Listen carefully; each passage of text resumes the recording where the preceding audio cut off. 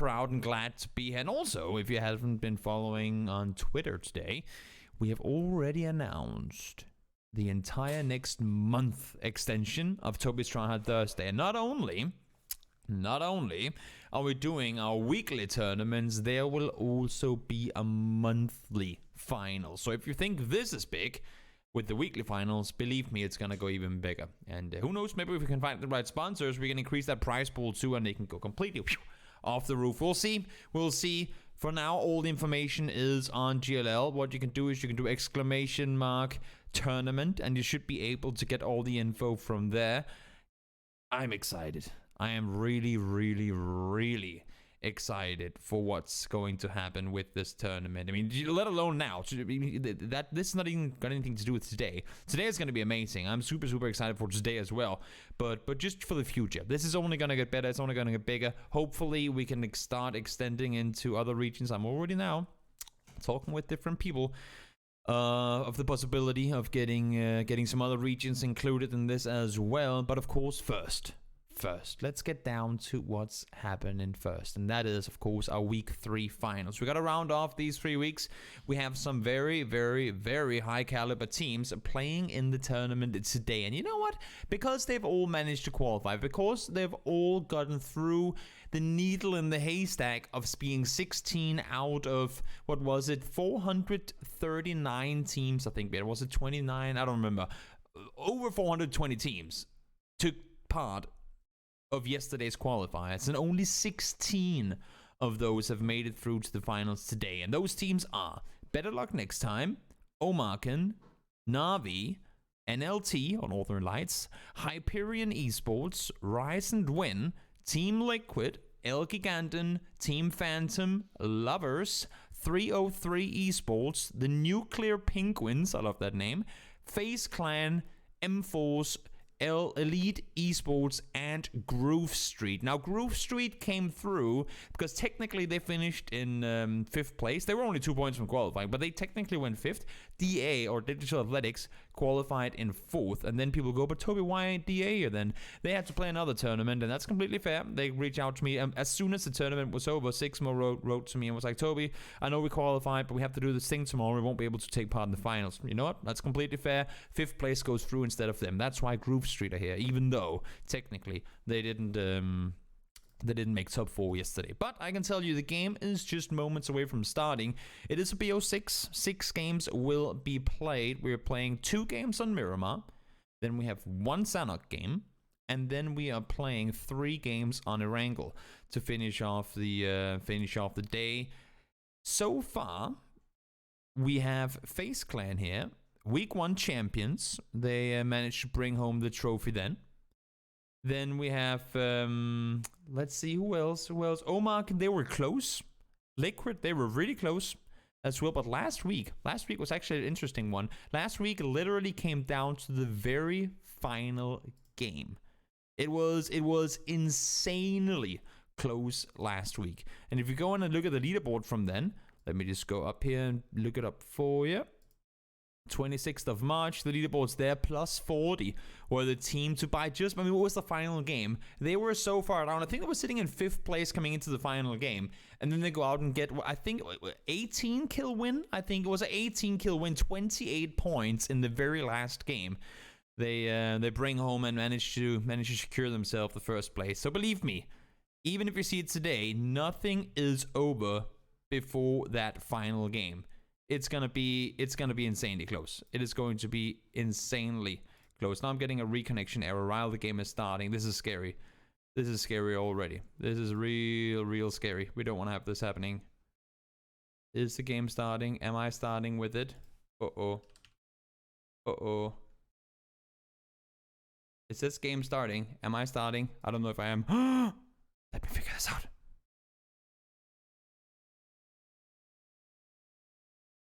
You must figure this out.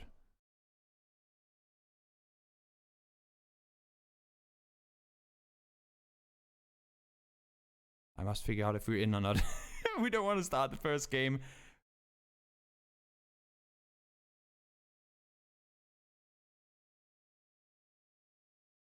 Okay, we need to do a remake. We're starting off the day with the remake. Perfect start. What could possibly be better than starting off the very first day with the remake, because I didn't get in. And that's unfortunate, of course. We didn't get into the game. It said started matchmaking, and then it gave me an error screen. So I don't know. Let's, you know what? We'll take a short... It's PUBG, guys. It's PUBG. Sometimes you gotta start off your grand finals with a remake. Short break. We'll be right back.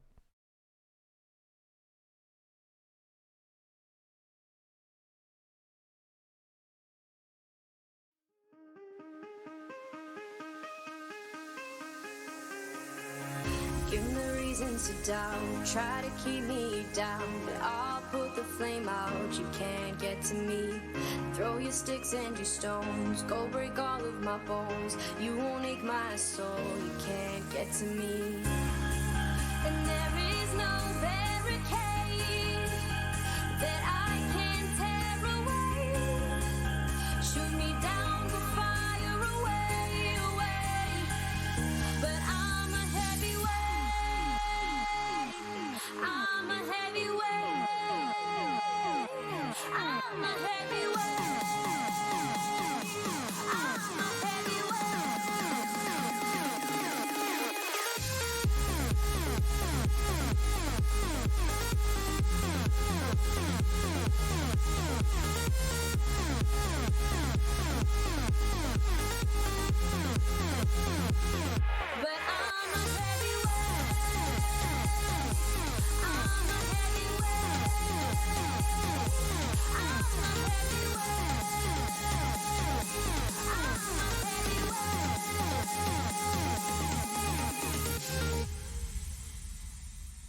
push me down to the ground. What goes around comes around. You won't put the flame out, you can't get to me.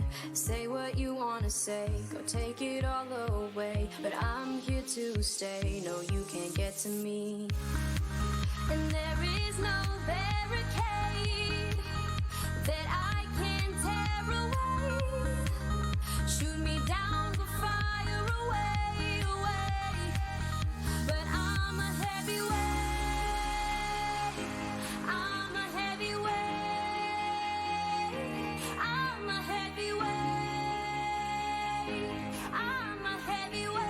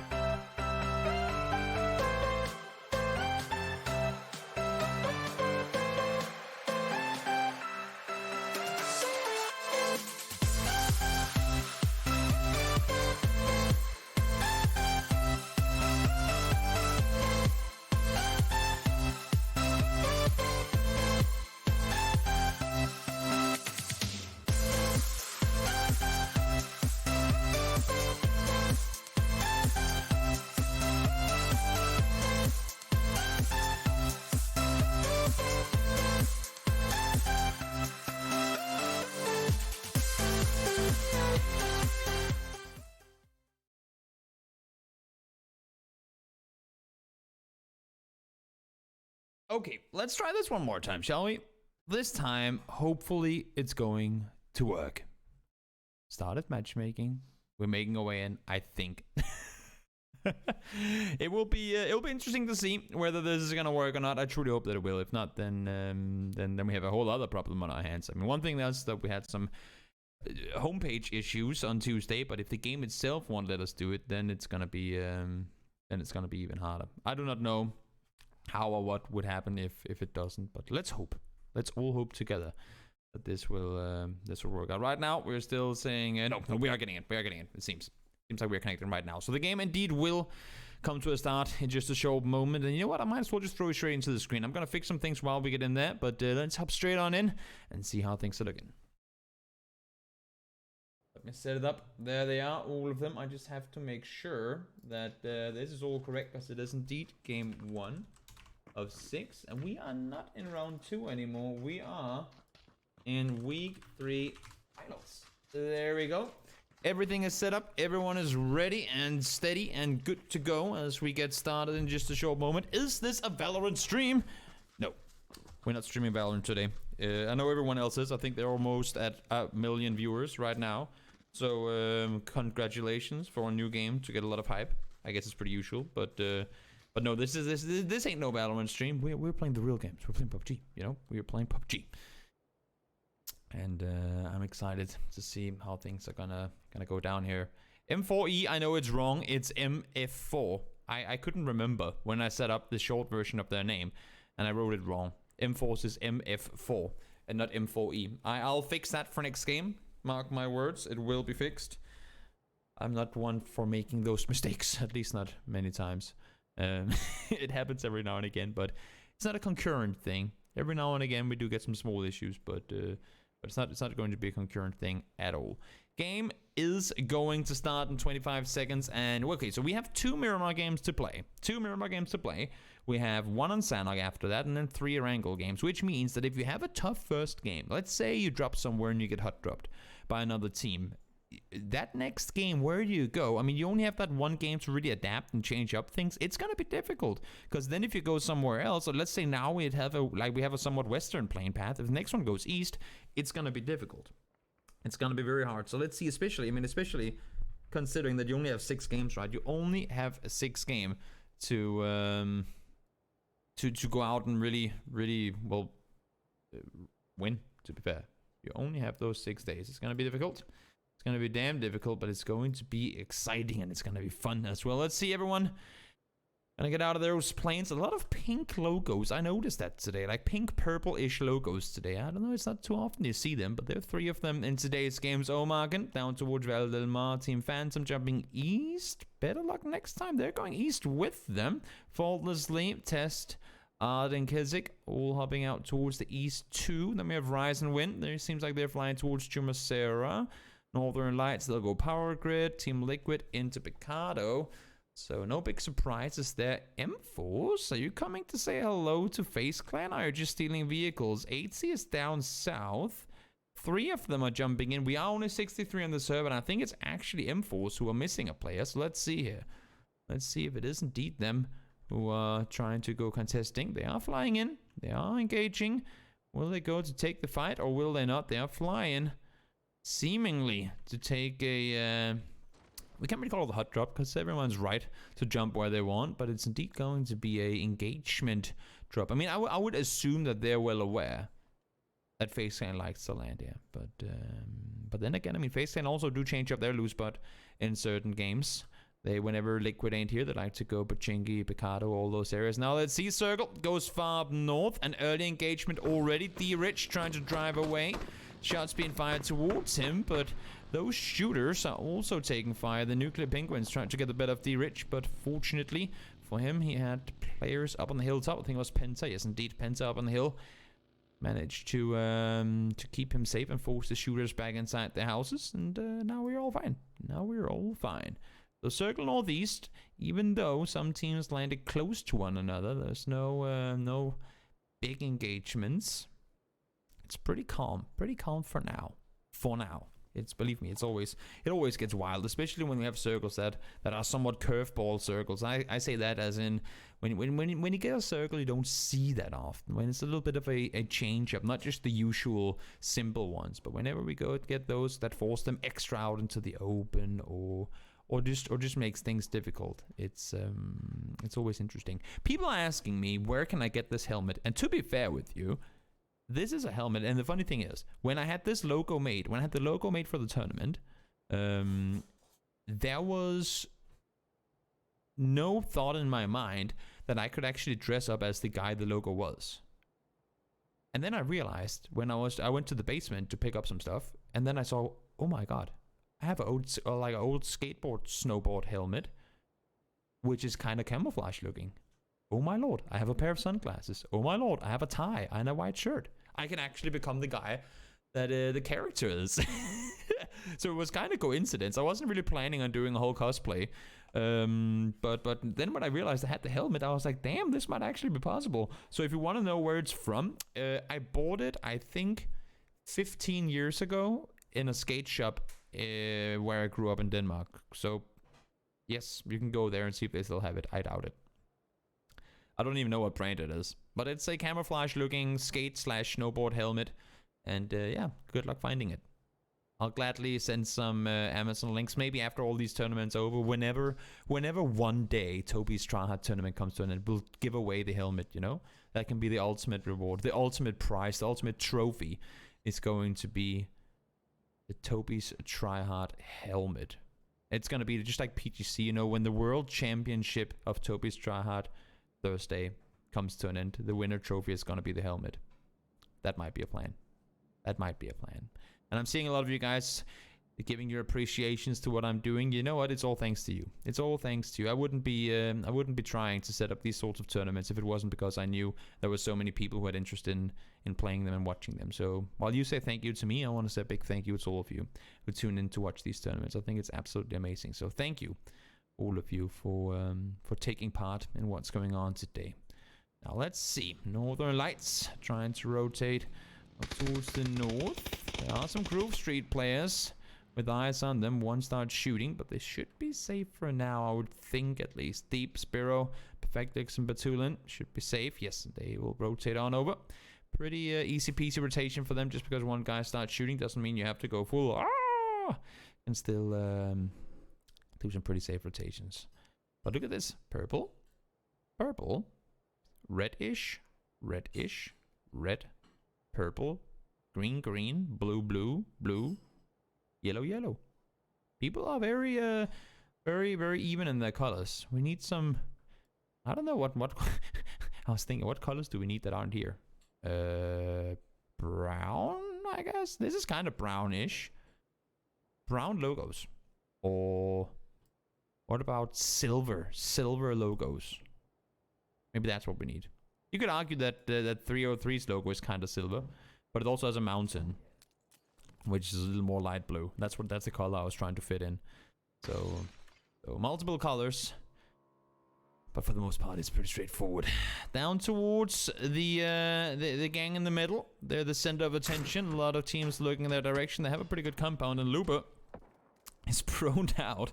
Doesn't want to get seen by the entirety of NLT. Hyperion Esports looking to try and see if they can maybe get a knock, or at least just some info as to what teams it is that are around them, because they must be hearing a lot of vehicle sounds. Now, everyone, as you can see, if we zoom out a little, if you draw a line down the middle here, it was a western plane, and that means, look at how many people, or how many players and teams are on the west side of the middle here. So many teams over here, while over towards the east, where Liquid is, there's so much space. There is so much space out towards the east side. Phantom are going to come up here, and Bedlock next time will be doing the same thing, but there is so much space right now. Lovers, Simca right now probably want to rotate towards his teammates. I think Ghostar went out to get a peek, but he now has a team rotating right past him, so he's going to be leaving. He probably thought he was going to get pulled up, but that's not the case. Ghostar, you can go back. Your compound is fine.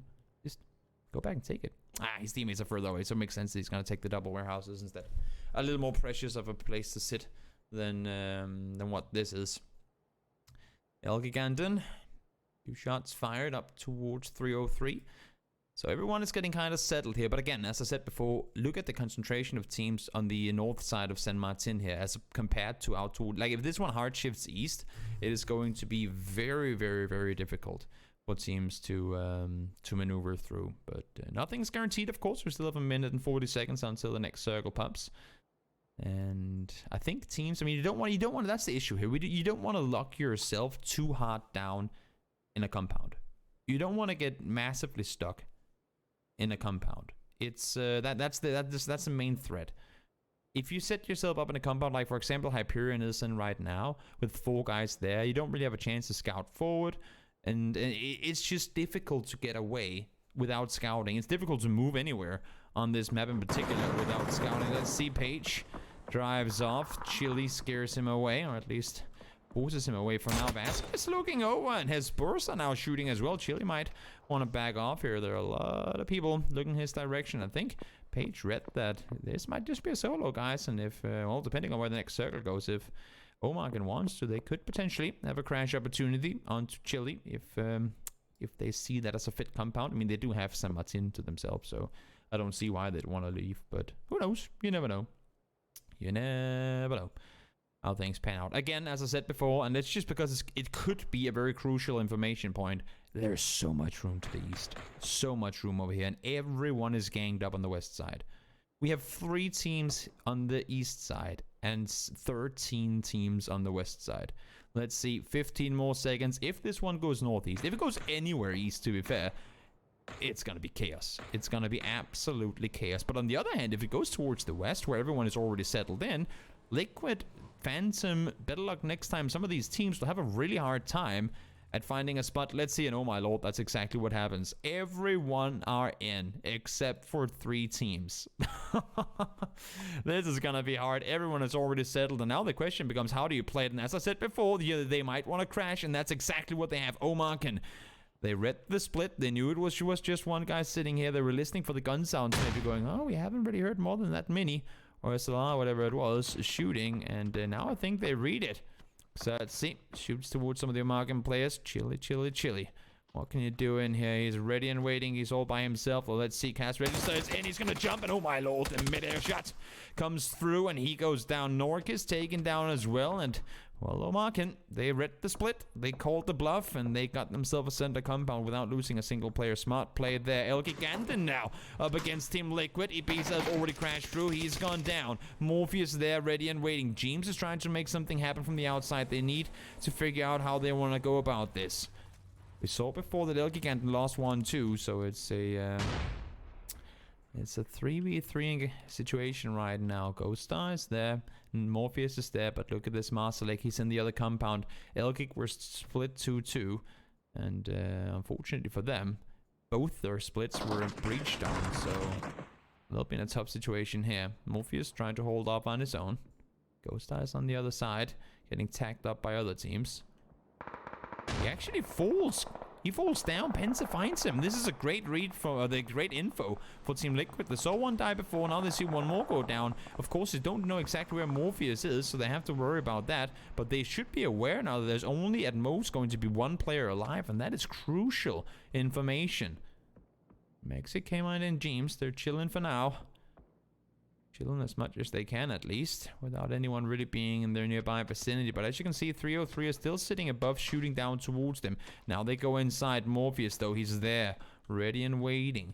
Just gonna be a matter of time before the guys come over the corner. They'll have to clear out at some point. Again, only one left alive. Tough start. Well, Giganten, they did find Ibiza before, but he's still in a 1v3, and I don't think they have any idea. I mean, I don't think they have an idea that it's Ghost Star over here. That's not, you can see the way they're looking forward. They're expecting there to still be a player alive on the other side. James, nades in hand. They have no clue that it was a player right here that got knocked. Nade comes through. Obviously, no damage done. We know that, but they don't. 2 trying to wrap around. It's going to be difficult. Ghost up. Finds Page. Page took down Fuzzface. So a bit of an extra engagement going on there right now. Now cast register. Finds 1-2, let's hop on over while the other guys are looking at knocked players. Uber finds one. One more goes down to Gustav. It's just T-Bone left alive, I believe. He tries to stand strong. He has 2 players rest that he could go for, but it's not going to happen. Hellscream from afar finds one. The fight for the gas station comes to an end. And Omarken out in 16th place. That's not something you see too often. They fall down early. Unfortunate start to the tournament, or to the finals for them.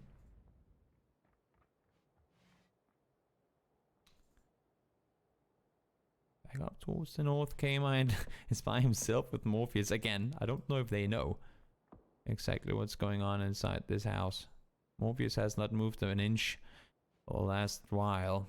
Wanderer managed to pop a vehicle, so I think rotation opportunities will be tough for anyone trying to get out now. They are still in the circle. It did shift up towards the north, and all the guys down towards the south and the west side will have to make a move out eventually. Navi finds one, has a bit of distance to it. Swedish is going to go down out on the edge of the circle. It's going to be hard for them to really get to him. I don't think it's going to happen either. Tarian Docks, they're going to leave. No help coming in. Up here comes Northern Lights, all crossing over with the vehicles. Gonna be, it's gonna be difficult to play this area if the map cancels. Shoots on over, no damage done. Pixel still alive and kicking. 8C is now pushing up close, and oh, here comes Gustav as well. Face wants this engagement. You can see they're ready and waiting. 8C shoots on over, spots Batulin. No knocks coming in. As I say that, Perfectix falls. Fuzzface has been delivering with the mini the last couple of games I've had the pleasure of seeing him play. And this is no different. Finds one. Gustav is already up over the side. Finds the knock onto deep as well. Spiro and Batulin by themselves down the ridge. Nate thrown forward. No damage done. Spiro tagged up. 18 damage done. Molotov's thrown in as well. He's on fire. Or is he? Nope, that was a shot. Batulin stays alive for now. Uber finds the flush on one.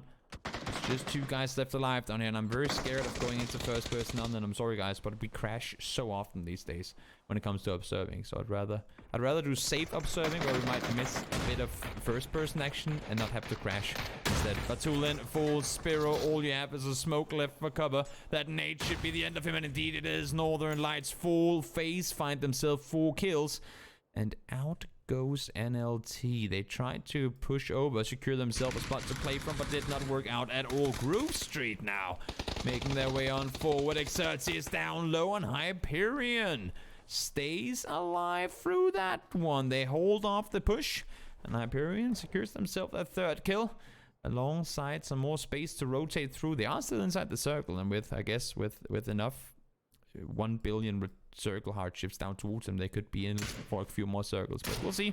We'll see. Better luck next time. Rise and Win. Rise and Win had a good win in game 1 in their second round, but round 1 actually was round 1.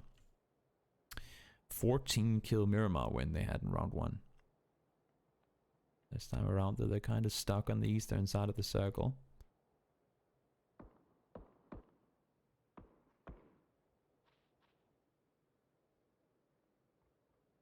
All quiet for now. D-Rich falls. That's elsewhere on the map. This is kind of a stalemate for now as well. Let's see. New circle is going to pop. Where are we headed?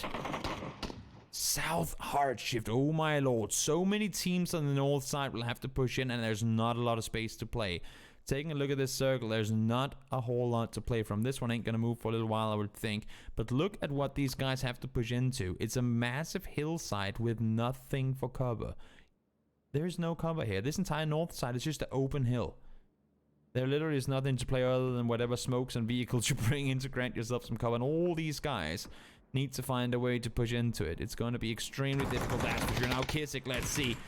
Finds Kovalevi. One gone down. 4v3 in favor of better luck next time. Esposa. Nate thrown towards him. Only 28 damage done, so should be alive for now. D-Mash from the top has eyes down as well, so he could apply some third-party pressure.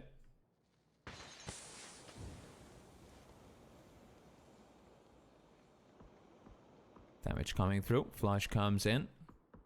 Stays at a 4v3 for now. That's unfortunate. Hyperion running over their own players. Never want to have that happen, especially when you have the circle and try to fight your way through it. Up towards the north. Let's take a look up here. How are things going down? Sparking, shooting at afar. They know they have Na'Vi pushing towards them. They need help, and they're getting it. Darkser finds tap from afar. More shots being fired towards Na'Vi. They're in a tough position here with teams on multiple sides. D-Mash gets taken down by James. That's at a distance to it as well. James, we've seen play a little bit of bolt action lately, but this time around, that's the SLI in hand. Ain't gonna opt for the bolt. Tap falls. The rest never came in. Darkser secures that one, and Na'Vi down to 3 players. We'll need to find a way to push the way forward and into it. Looking down towards Elite Esports, they had themselves a tough tough Miramar and Sanok in round 2 yesterday. Tough Miramar and Sanok, but on a wrangle, well, they grabbed themselves 2 wins in a row and pretty much qualified for actually finishing up first in their group yesterday in round 2. So maybe they'll just wait for the 3 Miramar or 3 wrangle games they're getting to play later. But for now, they are live. Only 42 players. We're still quite a while out before we'll get into placement points. Young finds one. Who the hell is Young? Navi, you gotta stop changing your names all the time. Not that it's only Navi who does that, but who is Young? Well, we can do the math. Bestalog, Kemba, Young, and Senya.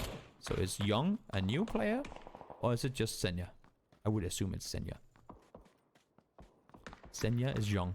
My thought. I don't know. Not confirmed. Maybe they're trying out someone else. I'm not sure, but I haven't heard anything about that. Down goes Terry. We're gonna call him Young from now on until we know if it's Senya or not. Again, I would still think it's Senya, but I'm not sure. You can never be sure these days. We're in between tournaments, so all the roster changes that want to take place can take place. There's no rules about it. Kissick finds 2. Will he be able to find more? We're not sure. Faultlessly is knocked. There's still 2 alive. Kissick is back up on his feet as well, but they still have his burster left to deal with. The only thing being, he's kind of prone to not really doing a whole lot right now, so I don't assume that Rise and Win will do any of that rising and winning. They're most likely going to be waiting for a little while longer. Circle continues down south. Again, we're forcing people into the open. There's a massive hillside here you have to push on over. It's not going to be easy. You can see as soon as you're on the eastern side of this hill, you're looking straight into the compounds. They will have all the vision on you.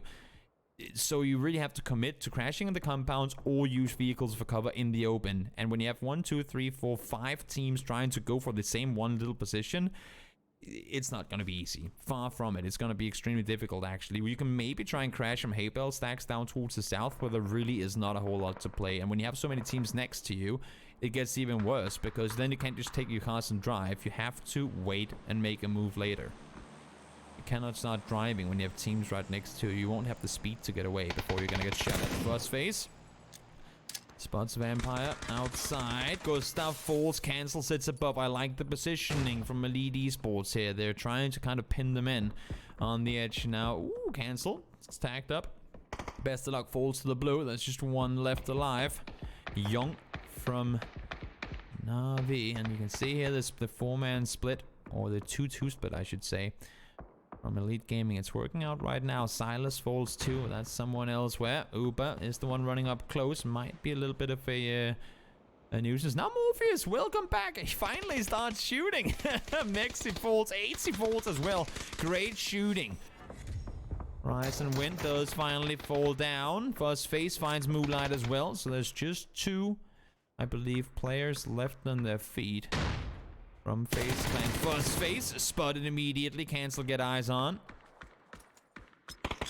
Gustav is knocked. Uber looking for damage below. They heard him shooting, that's for sure. Vampire's prone down, needs to stay put. Underhand jumping nade on over the side. Is gonna get him down to low HP. No, but it's not gonna get him. They trade 1 for 1. The nade does the damage needed, but it's just Fuzzface left alive, and he's gonna fall too. Elite Esports prevail, but now comes the opponents over the top. The young gun Silas is there, ready and waiting. Finds cancel immediately. Vampire falls down. It's just Ermac left alive, and great timing for 303 to peek over the top, and just, well, I mean, now they can start cashing in and on all the players that were fighting just before. So it's Ermac left alive as a solo down towards the southeast. Better luck next time up against Team Phantom. How will this one fare? There's a bit of a distance in between them. Circle isn't quite closed in yet, so there's a little room left to maneuver through. Art Forced down. Kissick finds Wanderer. Elite Esports finally taken out. 303 secures the game. Or the game, at least. Yeah, a little more space on their side. Once again, Lovers. I guess one thing is their love. That's Circles going in their direction. Buster looking to try and see if he can hold off. He's a solo player. Smokes are his best friends alongside this tree. He has 3 angry best of luck next time players trying to push forward. The thing is, everyone is shooting at him. There's no saving grace for Buster right now. He's trying to make a run for it. He's gonna get spotted and he's gonna go down faultlessly. Able to get the kill on towards him. Morpheus, well, you made it. You range placement points. I guess that's something. But that's also all you're gonna get. Goes down immediately after. Circles really being rough this time around. Liquid just came out left alive. Might have an angle to spot something. So far, only 1 kill for Team Liquid. They were backstabbed on multiple occasions, and Kama will have to see what he can do here. He's just exactly not inside the circle. He does have 5 smokes, though, so he might be able to cross his way forward. LSIS and some of the guys from 303 and Sparking. Another young talent with a UMP. That's not too often you see UMPs being put to use. This time around, we won't get to see too much of it either. He's gonna get knocked, and I don't think there's gonna be any rests coming in. You have Lovers sitting very tight in this compound, holding off anything they can. They only have 2 kills so far, but they're doing a great job at holding everyone out. Rotation on the south side. Hyperion, where can you go? What can you do? There's limited opportunities, and I don't think this tree will grant you the cover you need. Nope, not gonna happen. Hyperion falls in 6th. 5 teams left alive. Rotation needs to come in from the Penguins on the south side. Lovers can sit tight, at least for now. K-Mite as well needs to make a move in, and then you have the Tier 3 team up on the ridge line, who also needs to make their move forward, but they do have some dips and divots that they can transition into. Sparking finds K-Mite. Liquid out in 5th, so even though they only get 1 kill, they do manage to grab another 3 placement points with them. Not the best game, but still, as long as it's not a 0-point game, it should be alright. Amorous, Nate straight on the feet. Kissick falls. Art's down, still alive, but he's down to half HP. Faultlessly is there too, and you need to do magic if you want to keep your team alive here. They're all pushing forward, and your smokes ain't gonna grant you much, buddy. You need to help Art right now. Hellscream and Amorous, both pushing forward as we speak. Art is there, ready and waiting. Underhand flash ain't gonna matter. Snoopy spots him from behind. Shot fired once more. Amorous still being contained on the south side, so we have a brawls going on each side. No one really engaging across. It's a 2-team battle and a 2-team battle. We have 3 4-man teams and a solo left alive, faultlessly using all the smokes that he can to stay put. Now this is the last one. No more smokes left for him. He gets the circle though, so maybe, just maybe, the gods of PUBG are shining on him today. Seems like it. At least 4 players alive on 3 of the teams. Then you have a solo, and the solo gets the circle. I guess that's fair, right? Isn't that kind of fair? I guess it is. At least I would think so. Let's see how things are gonna pan out here. Lovers, they've been in the compound all day. Now they might have to leave. Find Sparking. Silas is up close again. Mechanical mastermind when it comes to playing PUBG. You see so many clips and YouTube videos of him just lasering people, and there's one more. Lala fouls. What happens here? He has eyes on Simka, knows that he's on the next ridge, tries to make the run around the back. Simka doesn't peek out in time, can't find him. Nate in hand now, wants to get the flush guaranteed, but Nate fails. So as good as he is, I guess then Nate became his real opponent there. Throws one more. That should be the flush on to late. Nope, not quite the case. Simka looks around the side, falls as well. Silas, 1-man armying right now. He's found 2 already, but there's still 2 more players left to be dealt with. Nate comes in from afar. That's Rux trying to help out that. One might actually be good. Takes him down by 30 HP. But the circles are pushing in, and they're going to be the main threat, and that's why you can see them not really aggressing on anything right now. The Rich and Penta wants to come over to help. Silas finds the flush on 1 more, and that's kill number 10 for 303. They've all been in there, getting themselves a piece of the pie. Scoopy finds the Rich. He's going to fool. Penta knows now that he needs to throw some more smokes in order to make that crossing in. 3 teams alive, as I said before. Some of them damaged massively, and down towards the south, you have the Penguins there, ready and waiting. Manic is going to find Penta from the side. There's still Silas left to deal with. Rux is alive for now. Oh, the timing! Spot Silas, tags him 3 times. 1 more bullet should do the magic. Maybe the Molotov will. Oh no, he just runs off in time. Exactly gets away. Manic is shooting as best as he can. They know approximately where he is. Just cannot seem to get the angle. Silas, though, you're not inside the circle. You gotta get the first hit off. Will you get it in time? I'm not sure. Just exactly gets it. And he's running in with blue. He gets tagged up by it once.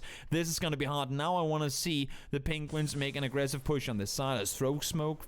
That was a tough one. Smoke thrown forward. Wow. Smoke thrown forward. Smoke thrown forward. Try and grant himself some extra cover. One more blooms as we speak. Silas back in the blue. Maybe he found himself a first aid. Maybe it was the Vestor helmet that he needed. We'll see. So, circle is down towards the Penguins again. They're sitting 4 alive in a really good position down here. They've pushed Amorous up to the edge of the building. I like the play. Have him there to help hold him inside and give the guys on the backside some info as to where the close people are. Maybe they can assist with the DMRs at a distance. But right now, it's the north side of the circle. Manic and Silas and Rux. Who is going to come out strong here? Silas already found 2 of them. But lovers want to deal with this guy before they take the fight to the nuclear Penguins. Shots fired. Headshot connected to Silas. Nothing connected in return. Doesn't have the time to heal up Silas. You need to do some magic if you want to stay alive here. 29 HP. The spotting over.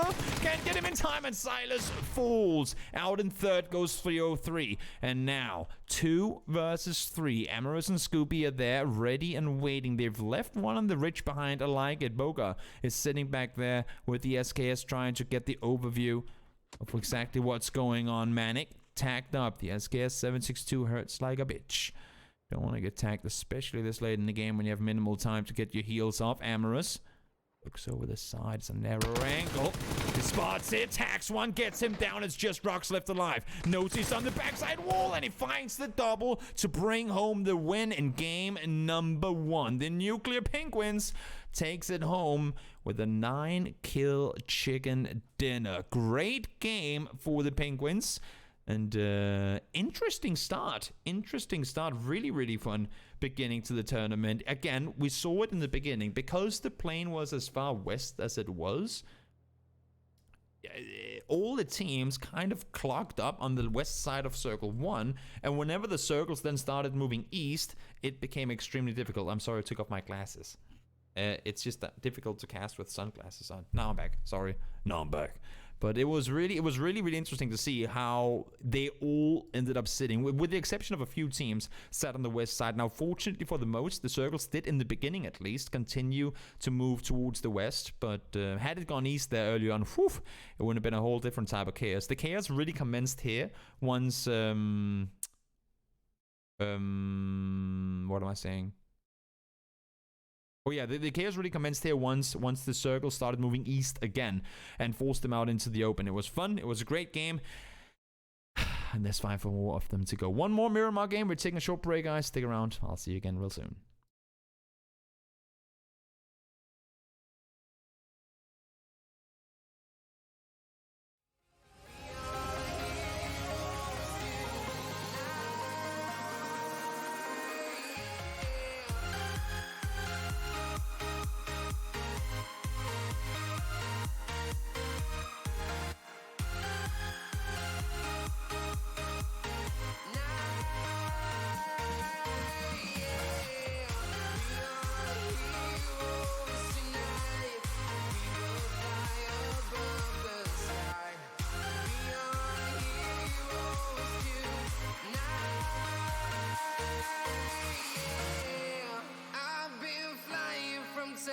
Town, from London to Taiwan, I've been all around the globe trying to protect your soul.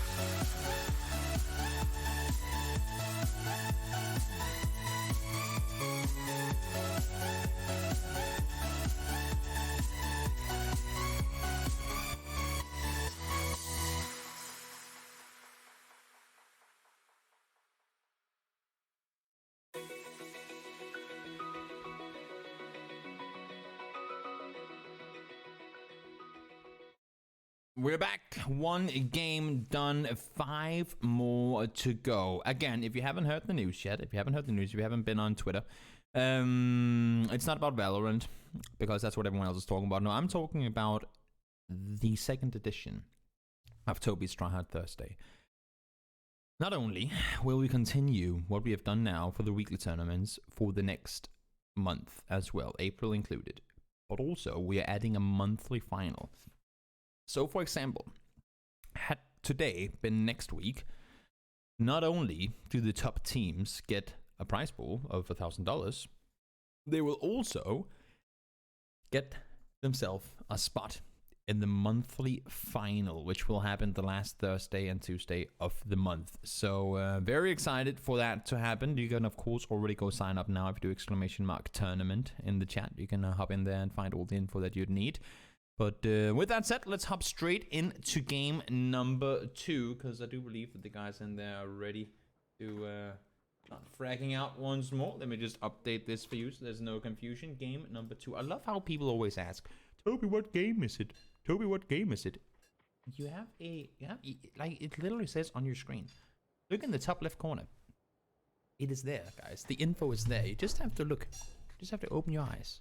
Oh, when people go, Toby, when does the tournament start today? And I have like a big countdown clock on the screen. I don't have a countdown clock for fun. I don't just add countdown clocks because I want to add countdown clocks. No. I add them because I want them to give the info I need them to give. In this case, that info is when the games start, when the tournaments start. And now you know. This game right here starts in 10 seconds. It's not just a random countdown clock on your screen for a rocket. No. Match starts in 5, 4, 3, 2, 1. Let's go. Where are we headed? We are headed somewhat east this time around. That should be pretty fun. Everyone is in. Everyone's ready to go. And everyone is hopefully going to be jumping into the plane. There we go. Disappearing they are as they take to the sky. So last game was a more western plane. This time around it heads towards the east. Does that mean we get a western circle? Potentially, not necessarily, but it does mean that the majority of the players will be coming into the circle from somewhere out on the eastern side. And I'm looking towards some of those teams that like the west. Usually looking at FaZe Clan, looking at Na'Vi. Na'Vi will probably opt to stay. I'm not seeing them jump yet, yes. So Na'Vi will probably stay, going up towards the Cooperaria. But we know FaZe Clan, for example, on planes where it's too far to go to the Nuevo. I mean, technically, you could just find a vehicle and go, but there are so many other teams landing in that area that it can be risky. They opt to go down towards the south. So as you can see, the red logos, red text in the sky there, and flying down towards the south. They do have Team Phantom with them, though, so maybe a little bit of a contest going on down there, maybe fighting for vehicles, doing something of the sort. Diaz gets a car early on. Seems like he's going to be driving off. Will he get away, though? That's the question. Does Uber have a... No, Uber didn't find a gun yet. Fuzzface found one, but no kills confirmed just yet. Wanderer flies off, goes, Diaz, help, the compound's taken. They got there before me. I don't know how you say help in Russian, but that's what he's screaming right now. And Diaz didn't even come to help him because there was another car. Okay, fair enough. Wanderer takes the other car. So if this circle goes away now from where they are. Oh, it didn't. They got it thrown straight in their face. Never mind. Let's just ignore that whole conversation. If the circle goes away, it didn't. They got it thrown literally straight on their face. Wanderer escapes, low HP, but is able to get out of there. We're so up towards the north as well. A little bit of engagement going on. Penta is by himself for now. He has Art there as well. Door is going to render. Door is going to be opened at some point, I would think. There it is. Ooh, Penta pre-fire. Expected him to go in. Not going to happen. It's going to back off. Does he throw the flashbang through? Nope, not quite the case.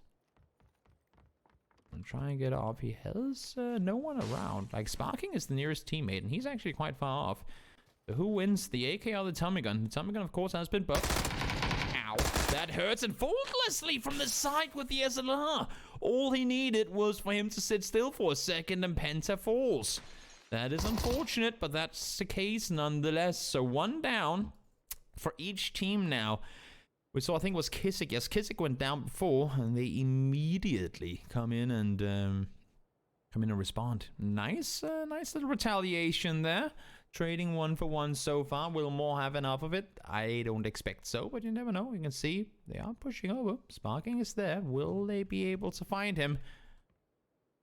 I know Sparking is a very liked player in the South American or the LATAM community. Let's see if he can bring them some justice here, or if that nade will just go wham.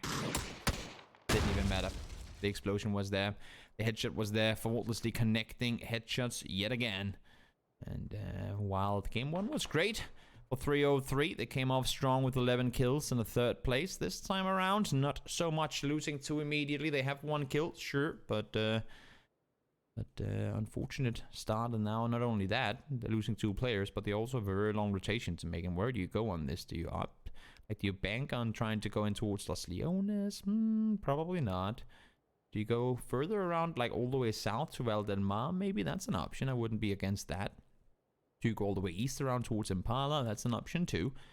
They have time and they have space. As I say, that space is actually not that easily granted. They have other teams. Hyperion are pushing in this way. Grove Street still looting San Martin. They're not really in a hurry to rotate. Normally the 4-minute mark is one of those late-ish rotations, and as you can see, I mean, only just now have Grove Street started going. Master Lake is starting to drive now as well, so that could voice a upcoming rotation for El Gigant and Navi. We know they're late always on circles that go away, so they'll be far off on this side. And the Northern Lights, seems like they're finally starting to make their move as well. It's been a little while though.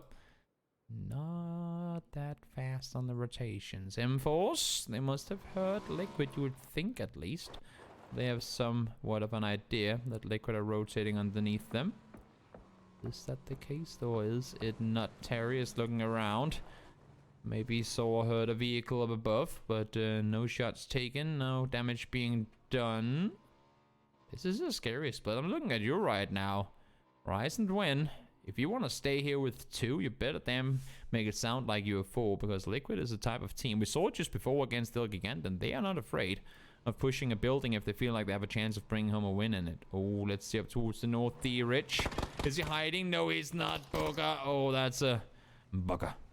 Bugger. That's what he's saying right now. Oh, bugger. Isn't that the British? God damn it. Oh, bugger. I think it is. He just got taken out. D-Rich found a vehicle, and he's gonna be all joy.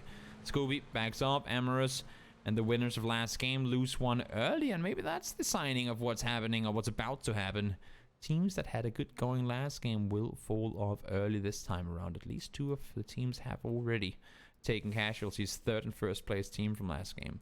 We'll see now how things are going to fare once we get down towards the circle. Everyone is, well, currently everyone is trying to get themselves into better positions. FaZe Clan 3-way split, keeping First and 8 together, with then Harley and Uber further up towards the north. Elite Esports in a split as well. Don't think Moonlight has seen the crate. Should be right next to him. Let's see. Let's see, where are you? The crate is right here. Moonlight, hello. It's right here. Did he take it already? Nope, that's an AOG and full level 3 gear. My bet is that he does not have a level 3 helmet yet.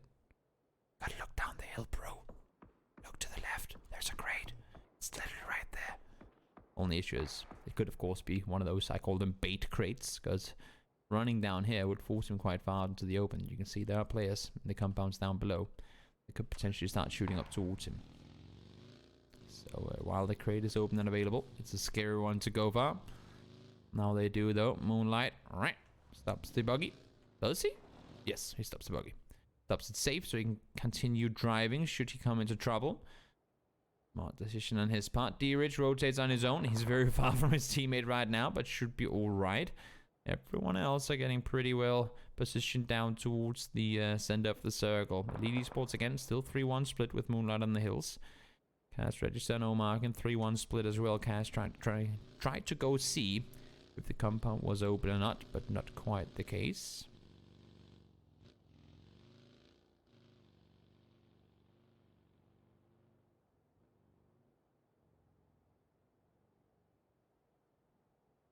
Missoli looks towards Wanderer, attacks him up a little, gives up his position. Now let's see how that's gonna fan out. I don't think, I mean, it's always dangerous. These two compounds in particular, they have very big crash value, I guess you can say. I mean, just, I don't know, this one, I feel like this is one of those compounds that teams tend to crash a lot. You have a lot of vision from here. Of course, if it goes northeast, it's a little difficult, but you have so much vision. Look at this. Towards all sides, you can see a lot. And I think that's one of the main reasons why so many teams really, really like getting control of this this building in particular. So being in a 2-2 split can be really scary, even this early. Even this early, it can be very dangerous to maintain 2-2 splits when you're in situations like these. Hell Scream, gonna be rotating in. Best of luck next time, or best luck next time. They'll be rotating in slowly as well. Again, they lost one just before. They'll be a little slow on that rotation. Kizik fell down. Oh, let's see. Still space. No one opting to go east side Los Leones. Again, next circle could be detrimental. Should it go towards the West Hills? Should it go east of Los Leones? You'd have to see all these teams trying to wrap around the city. That could make things pretty interesting too. And Liquid, 4-way split. Ballsy, but I like it. Now the question is, or the issue becomes, I should say, if one of them gets knocked, it's going to be dangerous. It's going to be real dangerous in terms of trying to rotating on through. Let's see. Circle, where are we going? Where are we going? Oh my lord, there's a lot of water in this one.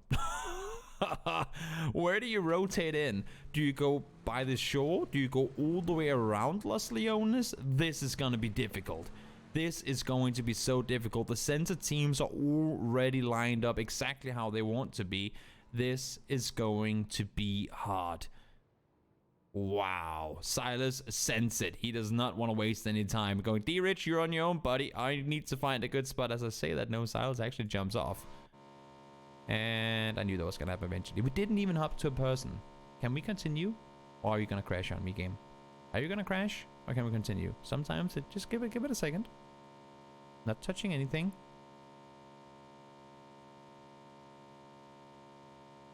3, 2, 1. Yep, that's a crash. Gotta love it. PUBG sometimes. It's what happens. It's what happens. We're gonna get back into the game as fast as we can. We can do a crash counter. Is that a thing that we do in PUBG? I don't think so. We could. But we're gonna get back in as fast as we can. For those of you guys again asking about the helmet, it is of course my private level 2 helmet.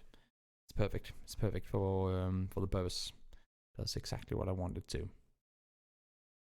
Gonna get back in the game as fast as we can. Try and see if we can reconnect. If we can't, that's kind of unfortunate because I don't want to. I mean, once we're this far into the game, I don't want them to have to do remix and stuff. Even though we might miss out on stuff, I don't want them, like, once kills have come in, once rotations have come in, teams already lined up where they want to go and stuff. I don't want remakes, but it seems like we will be able to get back in. So fingers crossed, should be all right. We are reconnecting now as we speak. The only issue is, and that's why I'm not completely hyped yet. The only issue is that normally these days, once you reconnect to a game, that's why we had so bad FPS. Once you reconnect to a game, you have to do it twice. Let's see if this works. Will people work, or will they be? Oh, is it bugged? Yep, it's bugged. We have to leave the game again. This is annoying. I hope that PUBG comes up with a fix for this. We have to then leave the game again. And now, this time when we reconnect, it's gonna work. No idea how this... I mean, I'm not a programmer or coder, so I don't know how that works. But hopefully, that's a bug that will be dealt with soon. Because it is very frustrating that we have to leave and enter the games twice. Pretty damn frustrating. But back in, we're going as fast as we can. And again, it's I don't want to blame it on my setup. It's just issues happen. And also, I have to say, I mean, I know people are going, oh, English, please. This is a community tournament. If you're in here and you want to support your team in Turkish, if you want to support your team in Russian, if you want to support your team in Chinese, now we crashed again. You're more than welcome to. We've just crashed 3 times in like 2.5 minutes. You gotta support your teams, and if we had a Chinese broadcast, sure, they could just speak Chinese there, but now that there's only this broadcast and a Russian one, you're welcome to speak Chinese in my stream. You don't have to read all the Chinese messages, so don't force them to speak English. You can speak whatever language you want. Just ignore the Chinese messages if you don't understand them. Or you can right-click on your browser and go translate room. That way you can see all the messages in your own languages. It's going to be Google translated, so some of the messages might be incorrect. But yeah, you can do that too. We're trying to get back in. Hopefully this time. Third time's the charm. Shall we hope that this time things will work out? Again, it's a little frustrating. Crashing all the time, but what can you do? What can you do? Let's see if things are working. Circle, pop once more. It's gonna go away from the water. We knew that was gonna happen eventually, and now was the time for it to happen. We haven't really lost that many players. I'm not sure exactly what D-Rich was doing down there, but 3 of 3 are eliminated. Can someone explain to me what D-Rich was doing there? I'm not sure. I'm not quite sure what he was, what the plan was with that. But we came in just exactly in time to see it. Thanks for that. D-Rich, who granted us some interesting content in terms of dying miles out in the ocean. They quit holding the line, trying to make sure that NLT can't push around them. And this is not that people aren't moving, it's just that people are very satisfied with the positions there and no real need for them to push around and make wild runs. Everyone is based in the compound.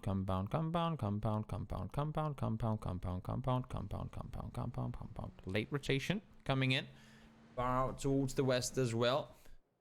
It's going slow. It's going real slow, and everyone's waiting another minute for the next circuit. But as I say that, James does start shoot.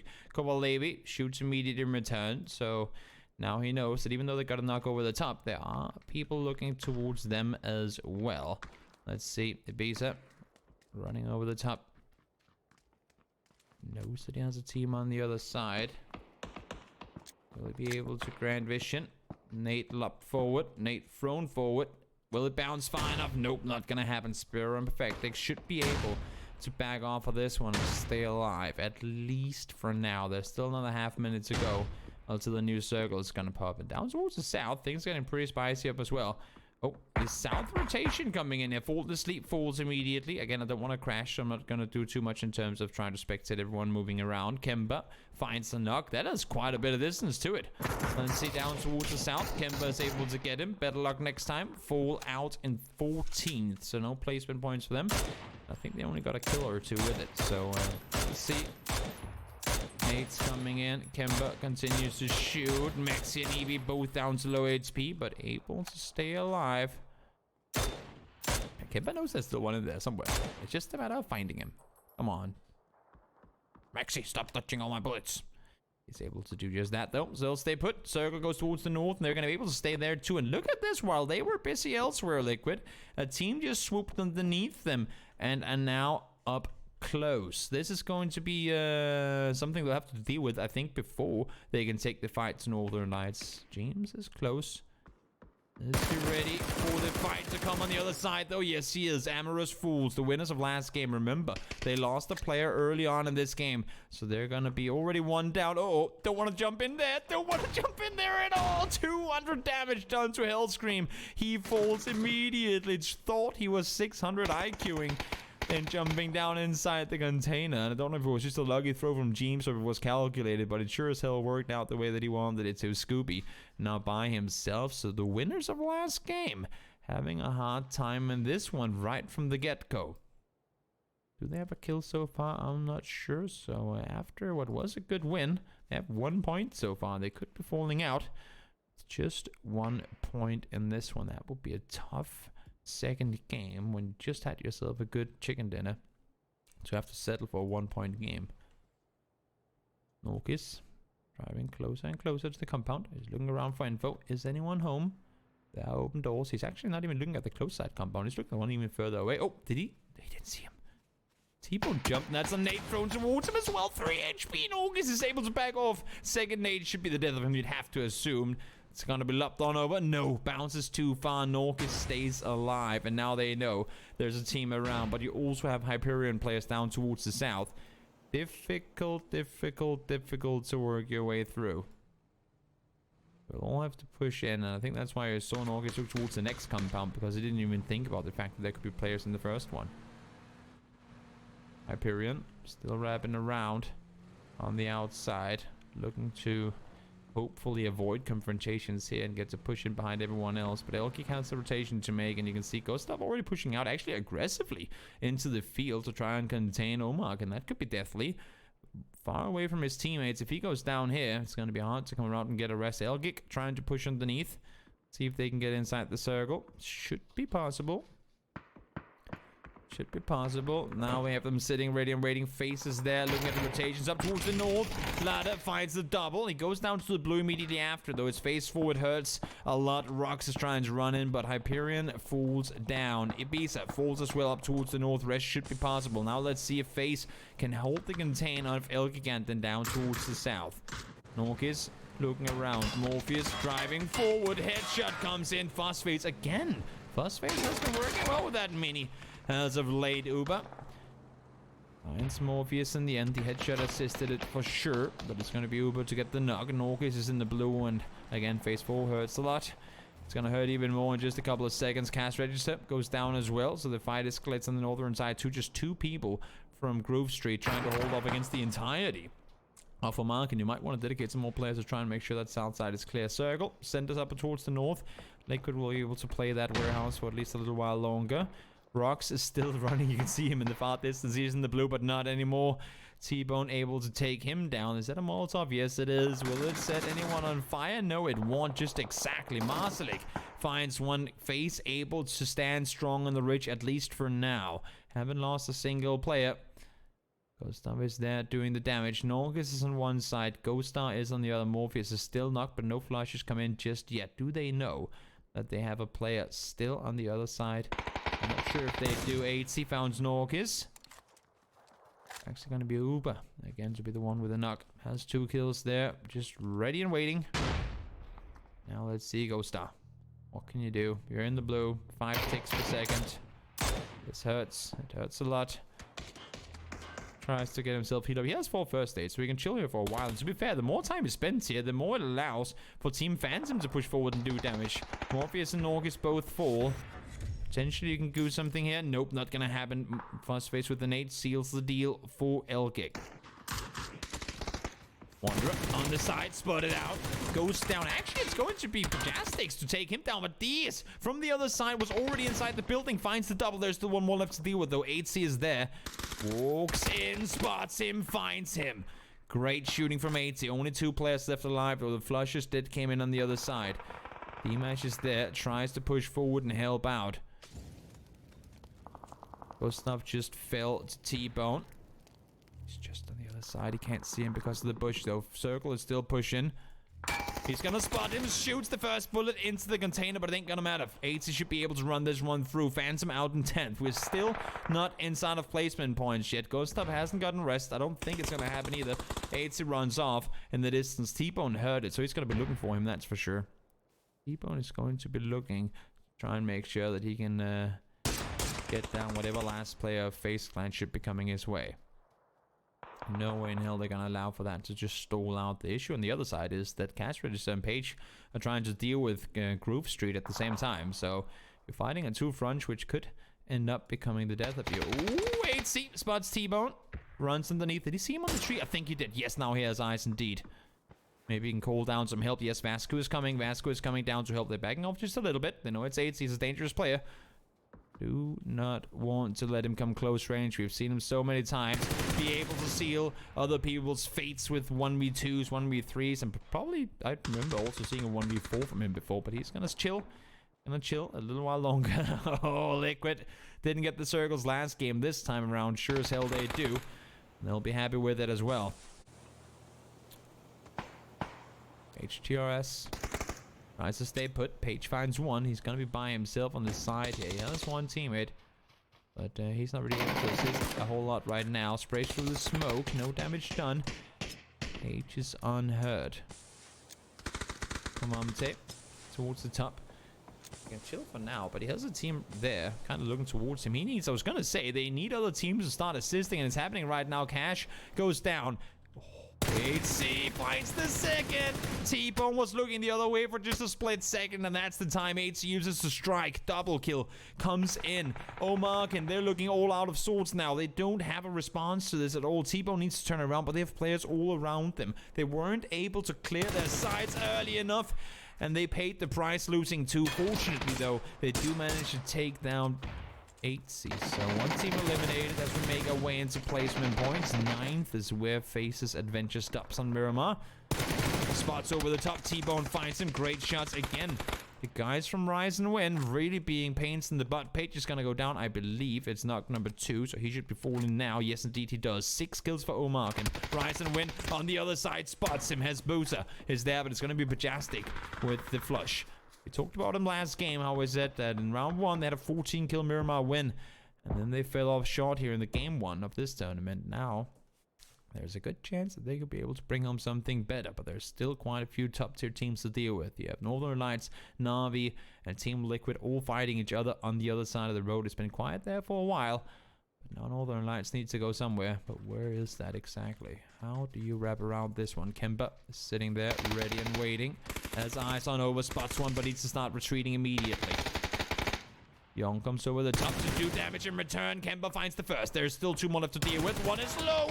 Down to 1 HP. Gets the immediate headshot after battling. Down to under half HP as well. Needs to get dealt with, and needs to get dealt with now if they want to have a chance of pushing, because Liquid is coming from behind. They're ready and waiting, and Ibiza, as I say it, peeks over the top, finds the first. Tap goes down to low HP as well. Battling. You need to move forward. This blue is going to get you. The blue is going to get you, friend. You need to run. You need to run right now. He's going to go into a nade. This is going to be the death of him. There's no way in hell he gets the first hit up in time. This is the end of Northern Lights. They fall. James finds Kemba with the nade.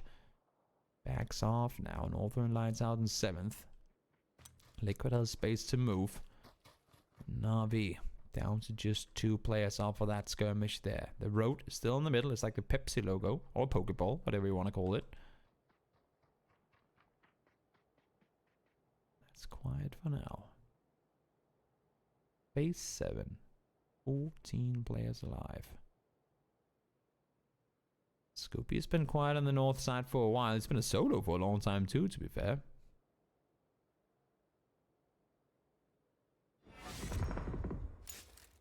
Come on, Tip goes down. Groove Street out in 6th. Scoopy, what do you do here?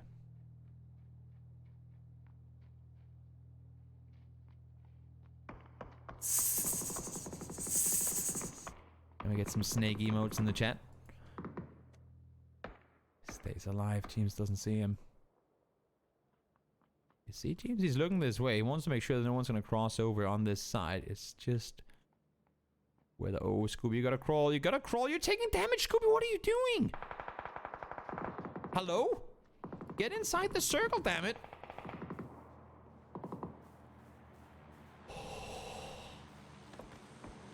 Well, I mean, if you have inside of Liquid to do the heavy lifting for you, I guess that's pretty useful. Maybe that's... maybe that right there. Maybe the fact that it didn't shoot at James will guarantee them a top 2 spot. We'll see.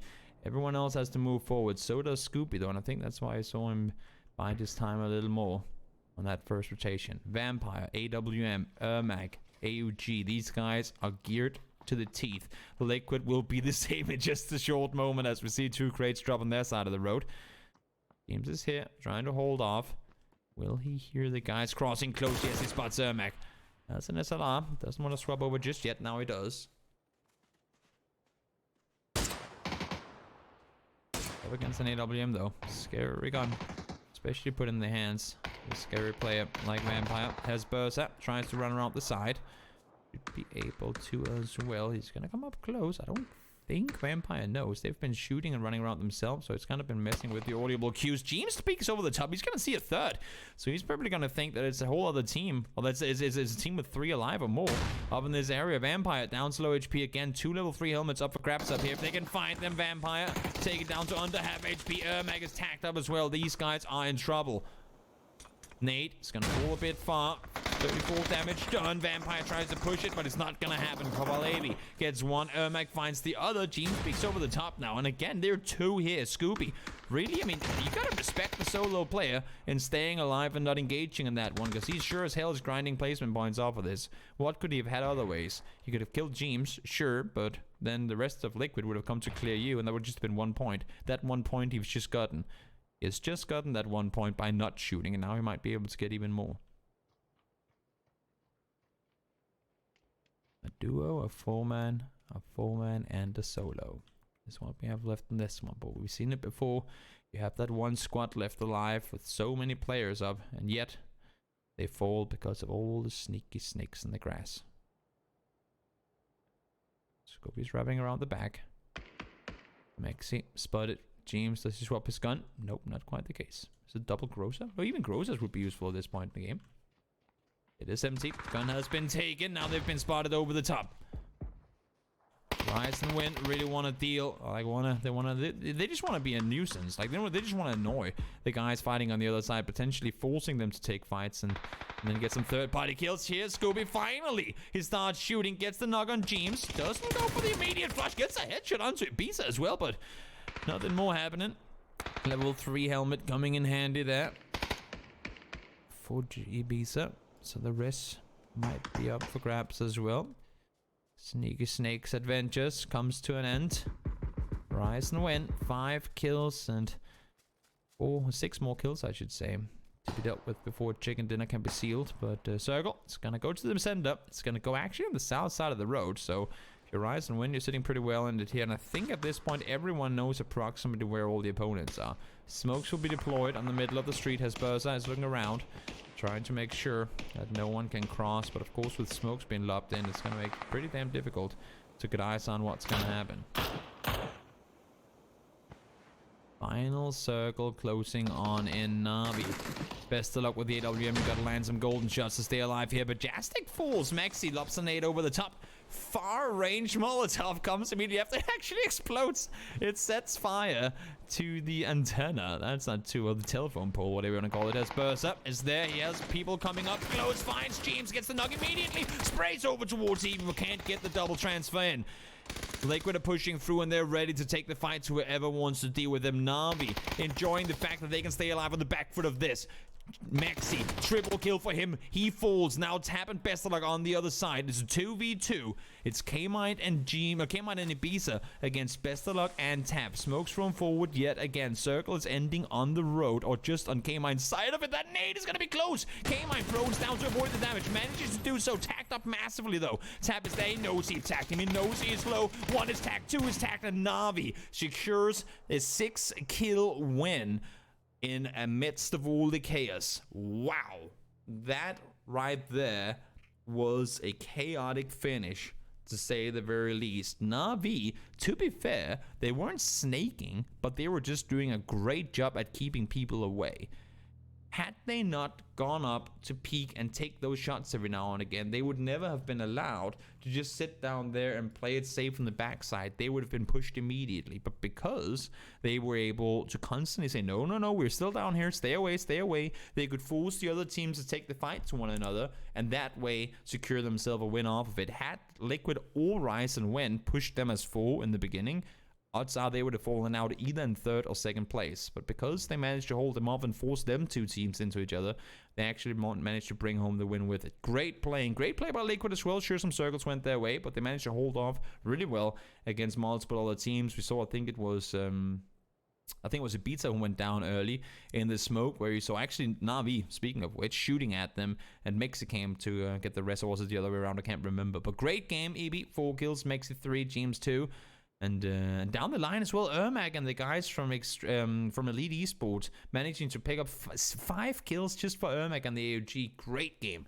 Guys, that was all for Miramar. We headed on over to Sanok for a single game, and then we have 3 games to come on Erangel. Stick around. Toby's Tryhard Thursday. It's here to stay. I love to have so many of you guys here. I'm loving all of you being here. Thank you for being here. See you in a moment.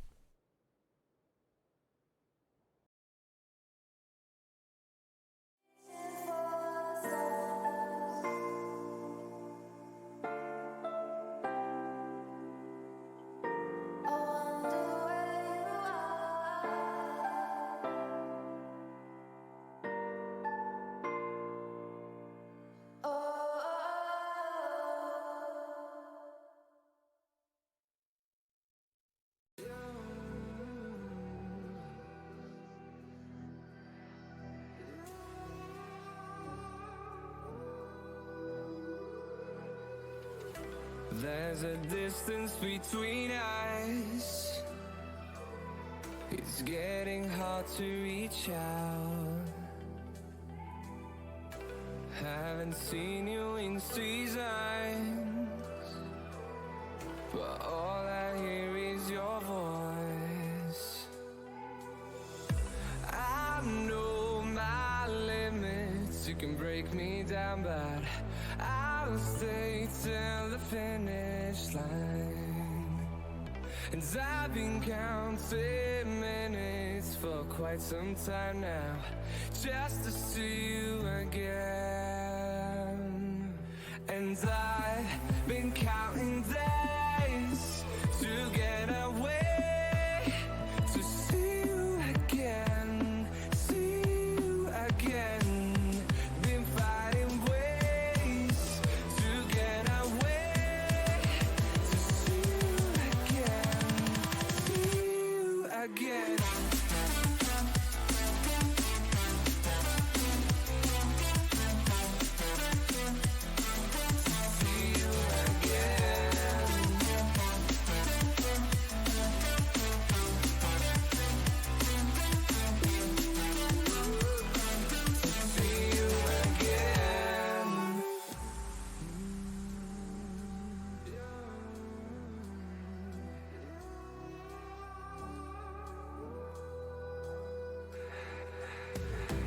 We got millions of reasons to let it all go. Hope we're not too broken. I know I'm not always strong, and I've been counting days to get away, to see you again, see you again. Been finding ways to get away, to see you again, see you again.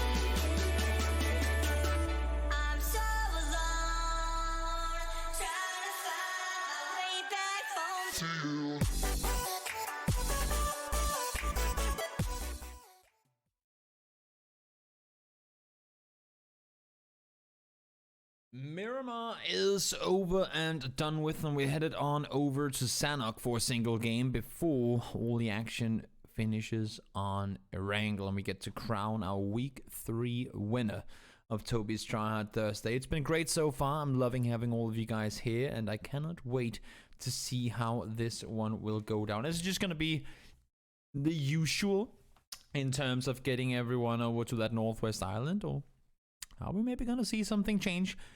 There has been a lot of Northwest Islands lately, and I'm thinking it might be the same. Real quick though, before we get started, guys, remember we have extended this tournament for another month. April, Toby's Tryhard Thursday will be there every week, and there's going to be a monthly final as well. So the top teams from every weekly final will qualify for the monthly final. It's going to be insanely good. And you can sign up already. !tournament. You can go and you can sign up. You can get ready to play yourself. And maybe, who knows? Maybe you'll get to be the guys on screen that I get to cast and call noobs when you miss your aims. You never know. But let's head on over to the game. We are starting in just a second. So no reason to look at my pretty face anymore. Game number 2. No, it's not. It's game number 3. There you go. Game number 3 started. All of you guys here, again, great to have you. Let's see what Sanok has for us today. It's a, well, I mean, a somewhat Western plane, so odds are that the game won't end in Kampong, but other than that, all 3 islands are pretty evenly up for grabs. Given that you have the majority of landmass on the eastern island, you would have to think that that the circle is going to go there. But having said that, there's quite a bit of south side land, and also, of course, even though the plane isn't exactly touching the Northwest Island, there we have seen, I don't know what it is. I do not know what it is. There are just so damn many circles ending on this Northwest Island. Let's see, El Gigante, we know they like to play up there. They will be going there once more. Seems like Team Liquid will get boot camp for free. And down towards the south, I thought for a second that M4s might be joining them. Northern Lights down towards Pineland, but nope. Not the case. Even FaZe Clan backing off. They have been fighting in scrims. They have been fighting Northern Lights for a long time. But look at this. FaZe not interested in taking the fight for Painan. They'll be going elsewhere. WTSG's usual terrain up towards the north here will be split between Lovers and 303. 303 had a tough game last game, but this time around it looks to be a little more under control. Team Phantom up towards Bahan. They'll be all right there. And Circle, well, send us up towards the south. There's still no guarantee in which island is going to go to, but unless if it massively hard shifts to the west, you'd have to expect that it goes down towards the Quarry side of things, where Omarken are sitting pretty well right now. Down towards Grove Street, plenty of room. So gotta say, I mean, given that these, like this specific lobby probably never has existed before, the teams have landed pretty well spread. I mean, normally you see some teams hop in on top of each other or end up landing on top of each other, but this time around, no, not the case. We have a little bit of something that could end up being a fight up here towards the north. Manic already pushing out. They want to go down and help Simca, of course. Silence and Sparking are the ones they'll have to deal with, because I don't think D-Rich or Penta can really do a whole lot to be troublesome in a possible confrontation there. So for now, it's going to be Silence and Sparking. Maybe only Sparking. It looks like Manic is wrapping over the hillside towards Sparking. Simca has been spotted. Gonna be forced back inside his building. Has the QBZ in hand. Sparking though, he's been hurt, and I'm looking up towards Manic and thinking that should be a somewhat doable kill. That's on the outside wall, but Sparking has eyes on there as well, and you can see level 1 vest and no helmet. This is a scary peek. Scary peek for sure. You don't have a helmet, you don't have a sight or a scope. This is dangerous. Like, this is really dangerous. Will I be able to do it though? Lala and Rox are all coming up to help, and I think Sparking is starting to realize that he's kind of on his own here, and he falls. Simca had eyes on one side, the rest of the team had on the other. And Silas now prone down, needs to come out and do something in order to keep his teammate alive, which I unfortunately don't think will happen. So once again, 303, after a good first game, are off to a tough start in the game. They had a rough game 1 start, and now they have a tough thing happening in game 2 as well. James goes down. Swedish was there ready and waiting. And this is kind of interesting because you don't normally see Liquid contested, but this compound right here, it seems like M4's new. Liquid, they have liked splitting around here many times before, and they weren't quite there to help James when he needed it the most. Retaliation does come in though. Terry and Swedish both falling immediately after. So M4's down to just 1 left alive. Make that 2, sorry. Brascale and Docs are both alive and kicking. For now. Smokes thrown backwards. Trying to make sure K-Mike can get out of there safely. Shots being fired from the side now as well. I believe that's Omar in there. Indeed it is. Cast register. Shooting from the side. Trying to get a little bit of third-party action going.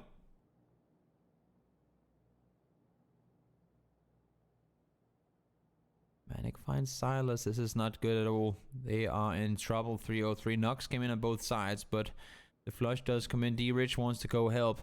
Penta still miles away.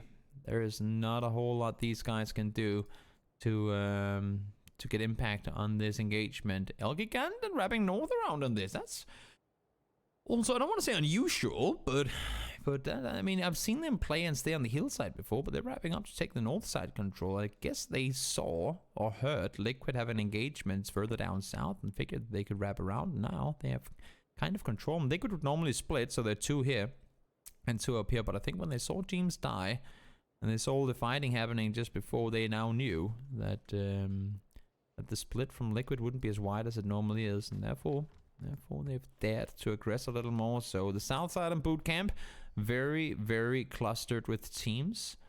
It's gonna make it even harder when you have Lovers, 303, and potentially the Penta, the Nuclear Penguins, I should say, pushing down towards them as well. Wanderer, few bullets fired towards Omarken. Nothing big happening though. Hopping into the compound that Ents would normally be sitting in. Now face wrapping underneath. Again, as we said, they would normally contest in Painan, but this time around, Northern Lights, they came in and face didn't want any of that. They'll be playing it safe on the eastern side. People have been asking for the leaderboard. You can do exclamation mark leaderboard in the chat if you want to see it. Only thing I have to tell you is that since there's a 10-minute delay on the stream, if you're watching the leaderboard, there will be, I guess, spoilers if you watch it with under 10 minutes to go with the game.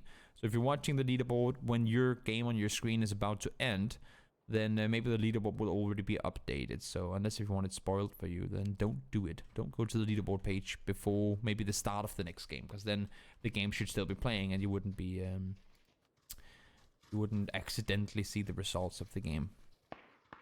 That's just happened. Buster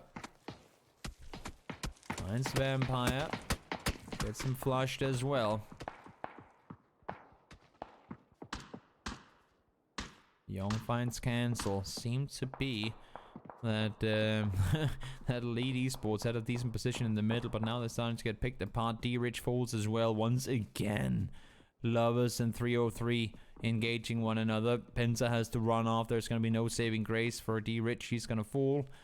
And the 303 are going to be down to just 1 player. Tough start for them, to say the very least. Mexi falls as well. Will the flush come in? Yes, it will. Norkis able to see him from the side. And again, as I said before, I think Elgiganten just knew. They knew to deal with Liquid. And Liquid now down to just 1 player. Bisa and K-Mind by themselves. Norkis is looking towards the compound. Really limited what you can really see. I think Mexi might have been trying to play the roof. I've seen him up there before. Norkis with the 2x. Punished him for being there. Got the knock and the flush. Now let's see the next circle. Where are we going? Sender. So it should shift straight up towards M4s, who are sitting in the middle. Penta goes down, and so does 303. So as I said before, after a good first game, second 2 have been less than optimal, and we'll see after this game where they are finding themselves on the leaderboards coming into game number 4. After this match, we have 3 games left remaining on a Erangel. It will be fun. And then people have been asking me as well, Toby, when will we see Vikendi? I want to put it this way. As soon as Vikendi comes out, the new Vikendi that is, on public service. Oh, hold that thought, Masternick. There's a broken door. They should be able to be seen. But as soon as the new Vikendi comes out and we come up with a... Oh, since there's no super settings, like there's no competitive circle settings and stuff made for Vikendi yet, as soon as that comes to be, I'm gonna gladly be the first person to give it a go. My tournament. Nade, lob through. I like the idea. Break the window, throw in the nade. Ooh, I like the idea here as well. Marstek tries to look underneath. Not gonna get eyes on anyone. Okay, mine tacked up, but gets the knock in return. They stay alive at least for a little while longer. Molotov thrown forward now as well. Marselek should be falling down. You'd assume off of that one. Nork is seen on the rock. Great spot by K-Mine. It's a difficult angle to see, but there he was, and he was seen immediately. L-kick though, they're pushing in aggressively. There's still 4 up. Masterdeck should be able to get back up on his feet. The Molotov didn't quite connect on him. I think Nork is kind of pissed that he only has a 2x right now. Not exactly optimal. Bandages only for Ghost Star, I believe. We'll have to work with what he's got. And look at how many teams this is baiting down in this area of the map. Ibiza trying to make a run out of the compound. He knows that it's been lost. He's trying to sit behind. But there's so many players traversing into this terrain. Everyone knows approximately where these circles tend to go. And now it's going to go tough again. Perfectix finds Stoxer.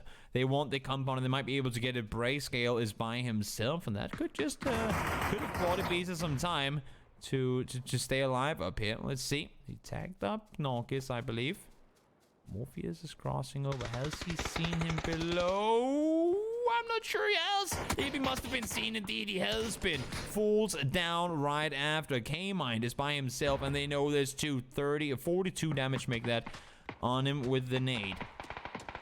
Prone inside. He's just waiting. He is just waiting. There's nothing much more he can do than just waiting at this point. It's going to be a waiting game for him. And all we can hope is that for some reason L-kick doesn't want to push in and clear him out. One nade, one Molotov, one anything, and that should be the death of Team Liquid. Let's see. Nade is in the hand. I think he might hurt the cook. Marsalek. Falls. Toby. Lax. And Liquid falls as well. Liquid out in 15th. Got a few kills, but that's about it for them. So tough game 2. They had a good last game on Miramar, so not the worst case, knowing that we had over to 3 games of a wrangle just after. But of course, never good to have a tough one here. 8C falls, First Face falls, Liquid out, and now Face Clan are in trouble. Good stuff. Tries to wrap south around. There might be something to come for down here. You can see us playing the waiting game on the rock by the shoreline. Circle goes up towards the north as expected. Has eyes on post X, but I'm not sure he wants to engage on him. 8C falls, M4's eliminated as well. Spiro able to seal the deal, secure the kill on him, and well, to be fair, grab Northern Lights a pretty damn decent center compound. Manic in the meantime up towards the north. They have been close to Elite Esports for a while, but now finally the engagement comes in.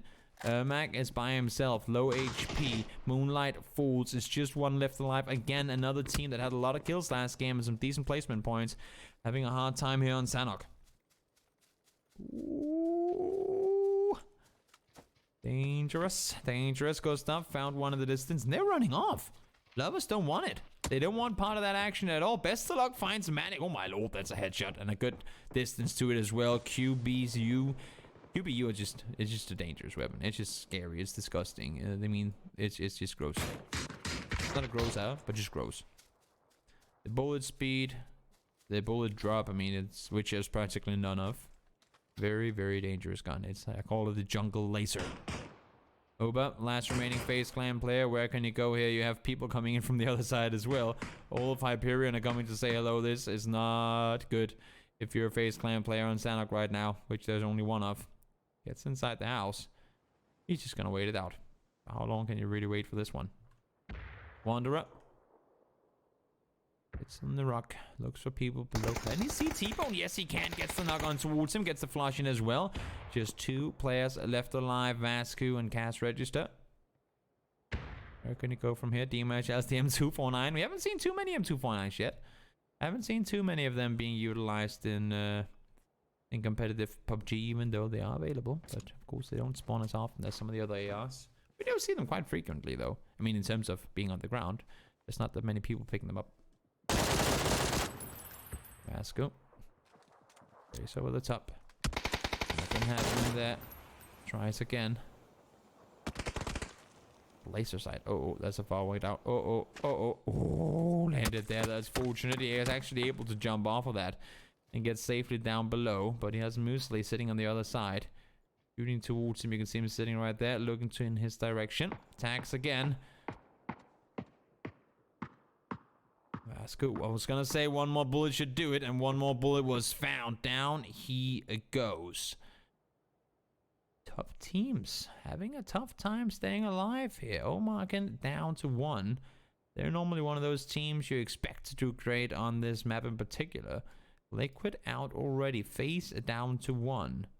Na'Vi lost 2. Now the circle goes east, so most people on the east side of this road will be fine. But if you look down towards Grove Street, if you look for best of luck next time, the Penguins down towards Hyperion, they are well, they're in a position right now where they need to figure out what they want to do, because rotating up towards this center position is going to be hard. Compound, compound, compound, compound. Everything they have, they will have to fight for.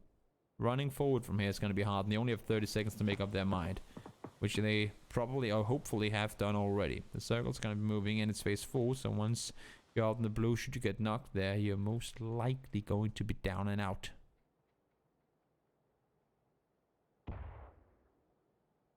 Oba goes down. FaZe Clan falls in 13th. Tough Sanok game for them, but of course we know that they can deliver on the Wrangle. They can actually, I mean, a lot of these teams can deliver on all maps, and I guess that's the fun part of it.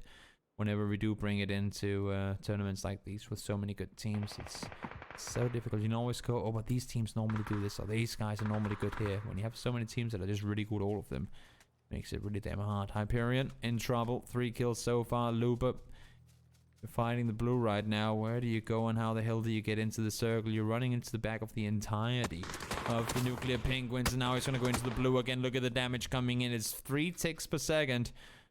You need to heal your way through it. You can make it with first aids, but it is not...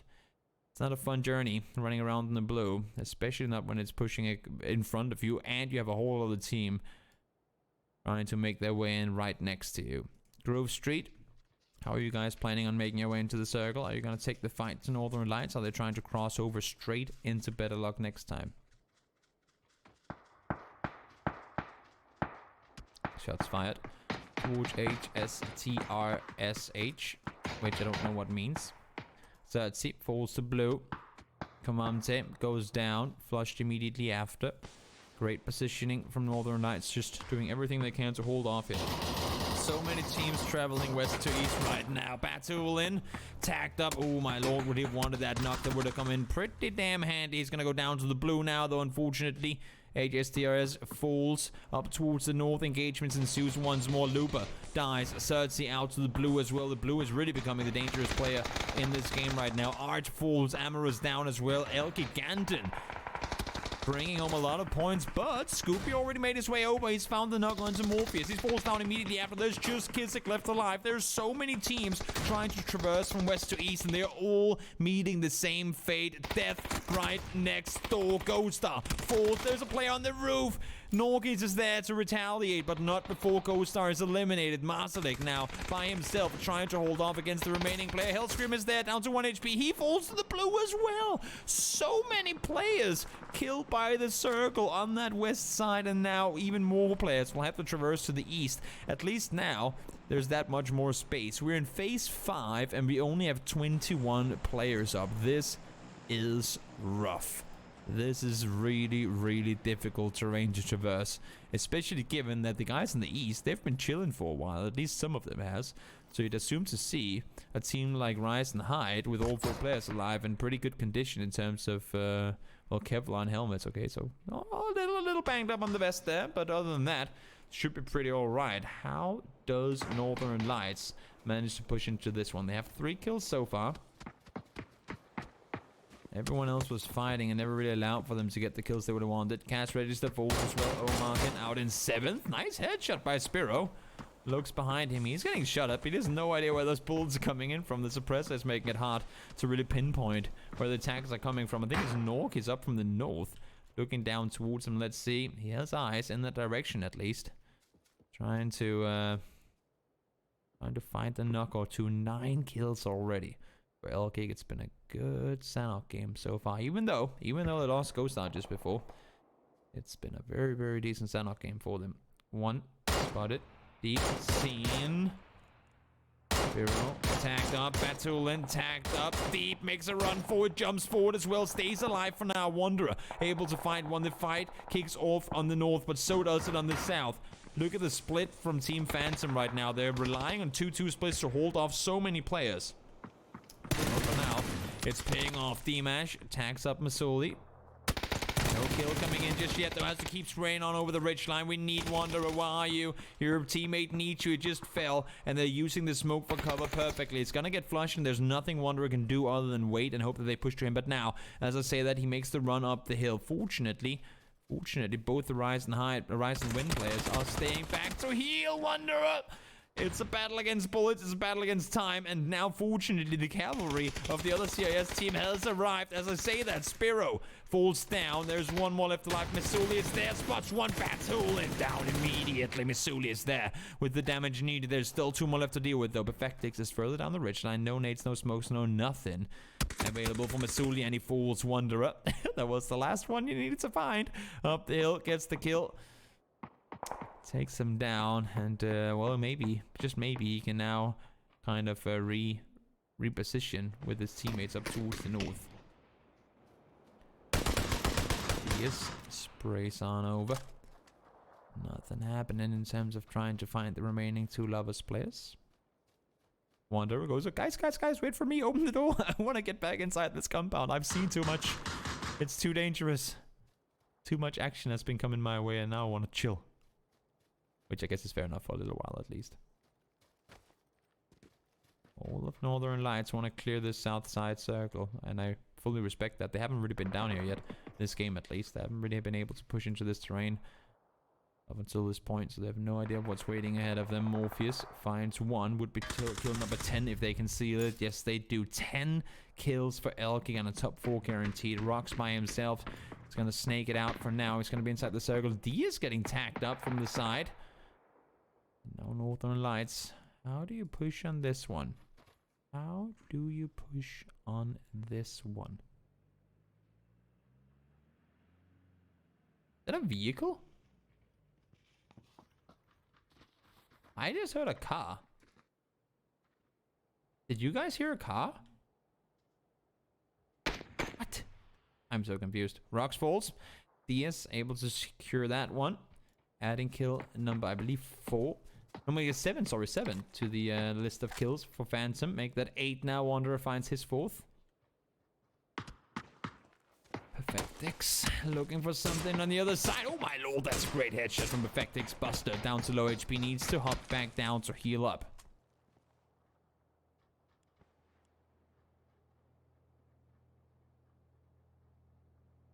No sis on that rock, he's just gonna be waiting. Elgiganten there as well. Spots DS further down the side. Spray comes in. Norkis misses a few, but eventually does get the knock. DS falls. Just 2 players left now for Team Phantom. And up on the top, the 3-man strong Northern Lights. Well, I mean, they look pretty good right now. They have a good control on the south side. No one can really go in and claim the center on this circle. It's downhill towards the compound. There's nothing you can really play there. Hopefully, some of these guys will have smokes left. There's one Molotov on deep. That's all he has to utilize. Buster is trying to grab underneath. Has eyes on Morpheus. The 4x spray comes in. Headshot connects to Buster. No helmet left for him. Has one make it 2 first aids to utilize. Needs to get them off now. There needs to get moving as well. Morpheus shoots over the side. Level 3 helmet. Or level 3 vest, I should say. Works out great for him. Batulin finds Wanderer. This could still go any way. Utility coming in handy. Finds one. Finds the second with the nades. Nade comes up towards the guys on top as well. Elking in a 2v2. A doable 2v2. It ain't gonna be easy, but it's far from impossible. Batulin is on one side. Wanderer is on the second. Molotov caught one in transition. Goes for the flushes. No, don't go for the flushes in a 1v1, Norkis. Oh, you hate to see it. I respect the fact that you want the kills, but you have a guy just over the hill. You need to get the final kill before you commit to that flush. Did he not know he was on the rock? Maybe. But those 2 kills would have been worth a whole lot more had you find the final kill as well.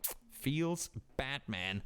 But a win to Northern Lights nonetheless. Great 9-kill win for them. A tough one, to be fair. I mean, sure, they had the compound, but they did have the compound. They got the compound. They fought for the compound. They made their way forward and stole the compound. For M-Force, when they came from the south side down towards Painan, they came up, they cleared out the compound, they got to hold it, while other teams fought their way in from the west to the east. And when it came to leaving there, they just plowed on through. L-Kick made it hard. You saw, I think it was Morpheus, trying to hold the angle when they were all running towards the east, but they got their way around it. And they managed to bring home the chicken dinner at the end of it. So great game once again. Now we are going to take a short break, just a couple of minutes, and then we're going to head over to Erangel for the final 3 games. We're halfway there, guys. Let's take a look at the leaderboard when we come back from the break. But before that, short break. See you guys real soon.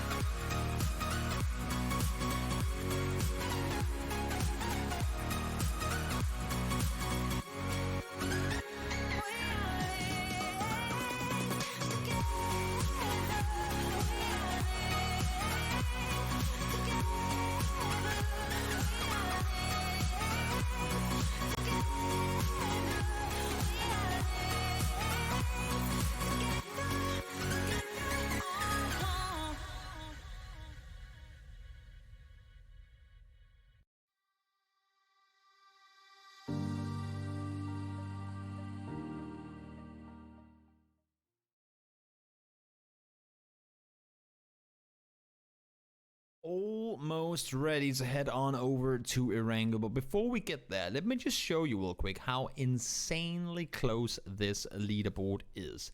Headed on over to my newly created leaderboard screen. Look at this. It seems like everyone has had 2 good games and a bad game, because this leaderboard is insane. Lovers right now are sitting in first at 25. Nuclear Penguins, 24. I mean, you can see it for yourself. Can it get any closer? 16 and up, 12th place to first is within 9 points. 12th place to first is within 9 points. That is absolutely insane. No one has just taken off and wrecked everyone. FaZe sitting at 20 kills and 0 placement points right now. It's been wild so far. It's been really, really, really wild. And it is very, very... I mean, I'm just super excited to get to see how things will pan out in the end of it. Let's hop on in to the game and get ready for whatever we are about to see. Because it's close. It is close. It is scary close. And it's going to be extremely exciting to follow all the way through. Just give me one moment. There we go.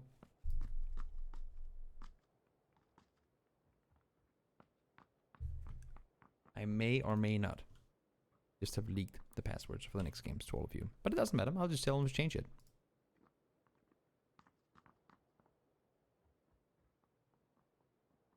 Change passwords for next games. Accidentally leaked them on stream. Lul emote.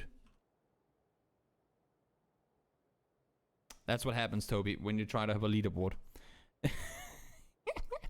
That's what happens when you try to put up a leaderboard on the same side that you have your freaking Discord on. Oops. So just in case anybody tried to join the game, no, it's not going to be possible because we just changed the passwords.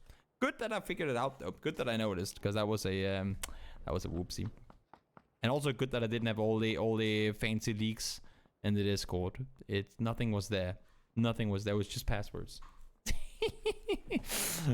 Oh, Toby, you gotta stop making new overlays and then not know how to use them. Anyway, you saw how close the scores were. You saw how insanely close the scores were, and that just means that whichever team can start, well, potentially, if you can bring home a win now, there's a good chance you might be able to just, you know, seal it with one more good game.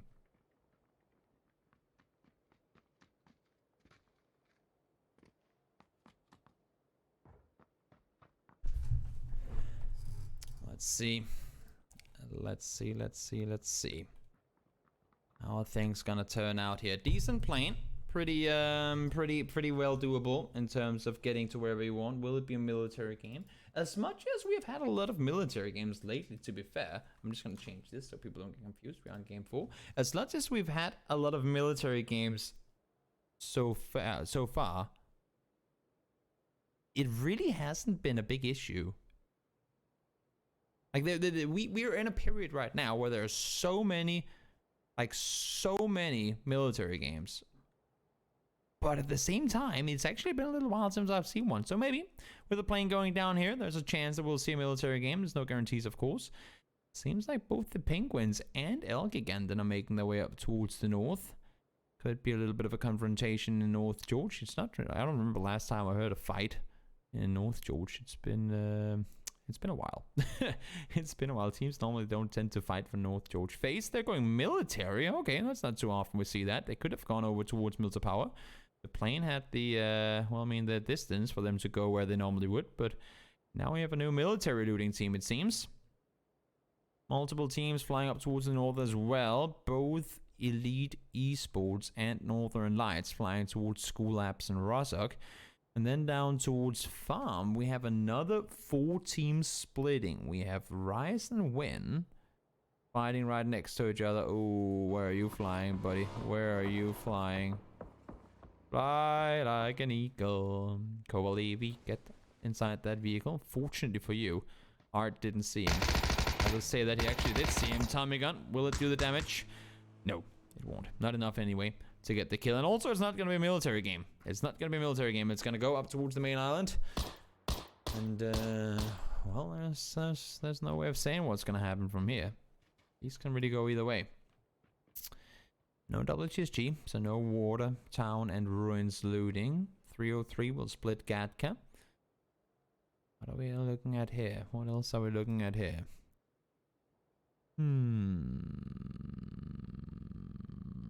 I don't want a field ending. We get so many of them. I do not want a field ending.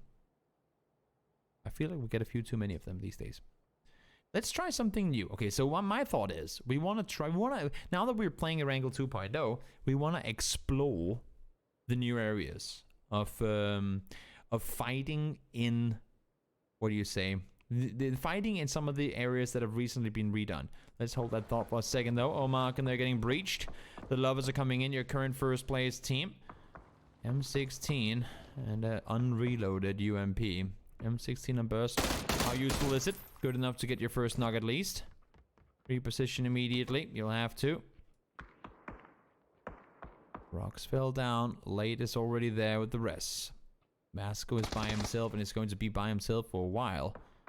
Grenade is going to be lobbed on in. I think Vasco heard it. Yes, indeed he did. He's now outside. Trying to stay alive. Will he be seen around the corner? Vasco's seen. Knocked as well. Simka is there with the knock. Gets him down. Page tries to help, but it's too late. Vasco has fallen. And now the remaining Omargan players, they gotta decide whether they want to fight this or just leave. I mean, they could stay around and try and fight this. You see Page, he went aggressive. He wanted to go up and help. Or at least get some revenge for losing his teammate. That's a 2x, and that's pretty limiting in terms of how much you can really see. So I don't think there's any reason to fight for this. Back off, and see where else you can fare here. Liquid rotating towards the east side of, or northeast side of Chopsticks. Will be pretty well settled there.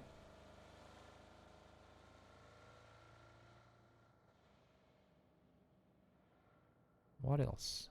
What else do we have? Anyone going to yellows will get themselves a crate. Always good to see. Did EB see it? Maybe they saw it. Let's see. Do you have eyes on the crate? It's right there. I think they're scouting yellows because they want the crate. Or maybe just scouting yellows because they want yellows. But if they go there, they'll also get a crate. I guess that's just a win-win. Pretty nice. Pretty nice. We'll be able to push down towards yellows. They'll soon enough learn that it's completely free and up for grabs. CBNK making the moves forward.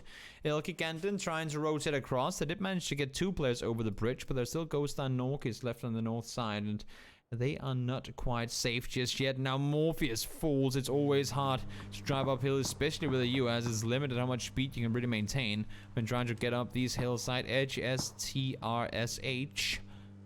Hestersh. I don't know how to say it. Is I mean, if it's not a vehicle explosion, I don't know what it is. Vehicle already on fire. Marslick needs to start running. At least he's alive. This is more than what can be said about this. Vehicle explodes, falls back down the hill. Marslick is alive for now, but his teammates are far away, and I don't think there's going to be any help coming in for him, unfortunately. And we crashed. PUBG, I'm begging you, stop doing this to me. At least it was in the early game, Forehead. Oh la la la la, I love PUBG. Oh la la la la, oh yes I do. A little bit of a crash, ain't never hurt nobody. We're just gonna discuss what's happening in the meantime. What's happening in the meantime? What we can do while we're waiting for the game to come back up again is that we can take a look at the leaderboard without leaking any passwords. I think that's the way we're gonna do it at least. Let's see here. Lovers, this is coming into this game. Coming into this game, Lovers was sitting in first place. In a very solid first place, up by 1 point. And that's what I was saying before. Everyone has had pretty much 2 good games and a bad game so far. Liquid had the tough game on Sanok. Lovers had the tough game, one of their games on Miramar. So everyone has had like a really good game. Not a really good game, but like a 7+ point game twice. And then a bad one. And yeah, that's why everyone is sitting so close in it right now. No one has managed to bring home 20+ points, or I mean 10+ points per game on an average. I mean, last week we saw, on week 1, sorry, we saw FaZe Clan just completely stomping their way through it. Are we already bugged now? Can we go out and restart again? Oh, now the game just full on crashed again.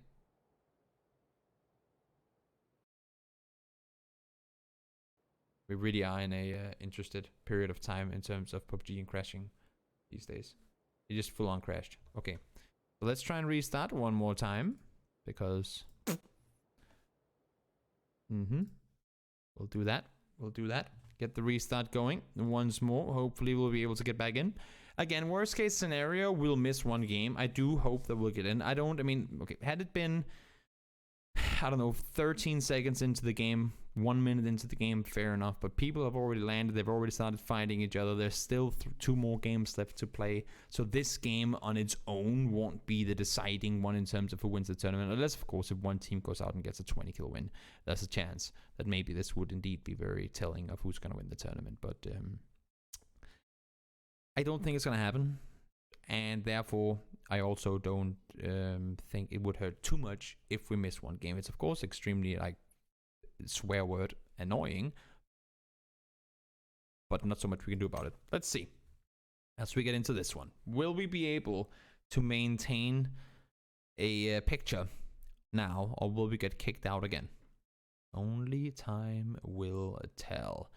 As we try making our way in to the servers once more to see all the action go down. Are they moving? Are they shooting? I see somebody shooting. That's normally a good sign. Can we get to stay here though, or will it be one of those servers that goes full weird crashing mode? No, it seems like we're working. I don't want to debate anything, but everyone are in cars moving around. Everyone is driving around trying to get into positions, and yes, it does indeed seem like we are alive and kicking. And I mean, you saw it twice today now. Twice today I have crashed in third person, like in free cam. I've never ever seen that before. So I no longer know how or why the game crashes. I do not know what causes it to happen, which makes it scary. Normally you could kind of avoid it. Uh-oh, uh-oh, uh-oh. Spotted on over. XD, XD, XD, XD, XD, XD, XD. Needs to start shooting, and indeed he does. Nice shooting. Has burst up, tacked up, down to low HP. Is going to fall as well. So the idea of the breach was a good... Oh my lord, that's a fun circle. The idea of the breach was a good one, but didn't really work out the way that Rise and Win wanted it to. This circle is pretty interesting. How do you like it, guys in chat? It's absolutely horrible, to say the very least. Page, solo player left alive, trying to get down James. That ain't gonna happen. Maybe Young from the hilltop will be able to do it instead. James is gonna fare over the hill. I have a solid 20 FPS in game right now. Maybe that's because everyone's rotating. I'm not sure. Mexi jumps off the vehicle. He's gonna peek over the top, tack up Young, but it ain't gonna be enough to get the knock in there. Mexi will fall. He'll get flushed as well. Young falls too. Page there to get a little, I guess, revenge on behalf of Team Liquid. Cersei falls down as well. Next circle doesn't have to exclude water either, so this could be all types of horrible. I'm really afraid right now. I'm really afraid of going to spectate players, because I don't want to crash all the time.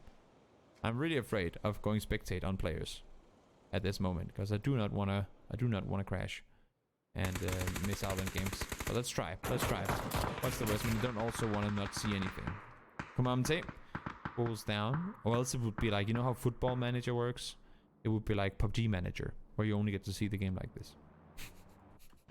That could be the next big thing, right? PUBG Manager. Liquid, they lost Mexi, but it seems like they've opted to take the fight to Navi. That nade could be good, indeed it is. Gets the flush onto Young, which I still believe it to be Senya, but I'm not quite sure, so I'm not gonna say anything of I know this is that guy. I do believe that it is, but I don't know. Tap, ready and waiting. Shoot some bullets down towards Liquid to make sure that his teammates can rotate over towards the north side. Well, maybe solo player needs to find a way out of Pachinki and hopefully towards the circle.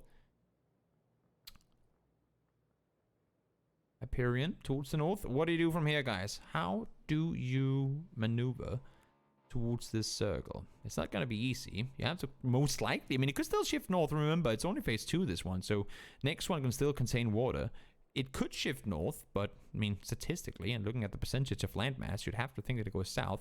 And you already have a cube team, a compound team here. And now, I was going to say a team here, but actually Ilkik are crossing on over to Marsalik. Maybe you're crossing a bit too early, though. Let's see. 2 of them are driving. It's Ghostar Norgis, full speed, moving forward. Trying to maneuver to safety on the other side. So far, so good. They're alive. You would hate to see, though, that if they actually do manage to make their way up to the mountain, that the circle goes to the north. That'd be unfortunate. That would be unfortunate. Trying to get up. Vehicle almost on fire. At least is smoking some pretty dark smoke already.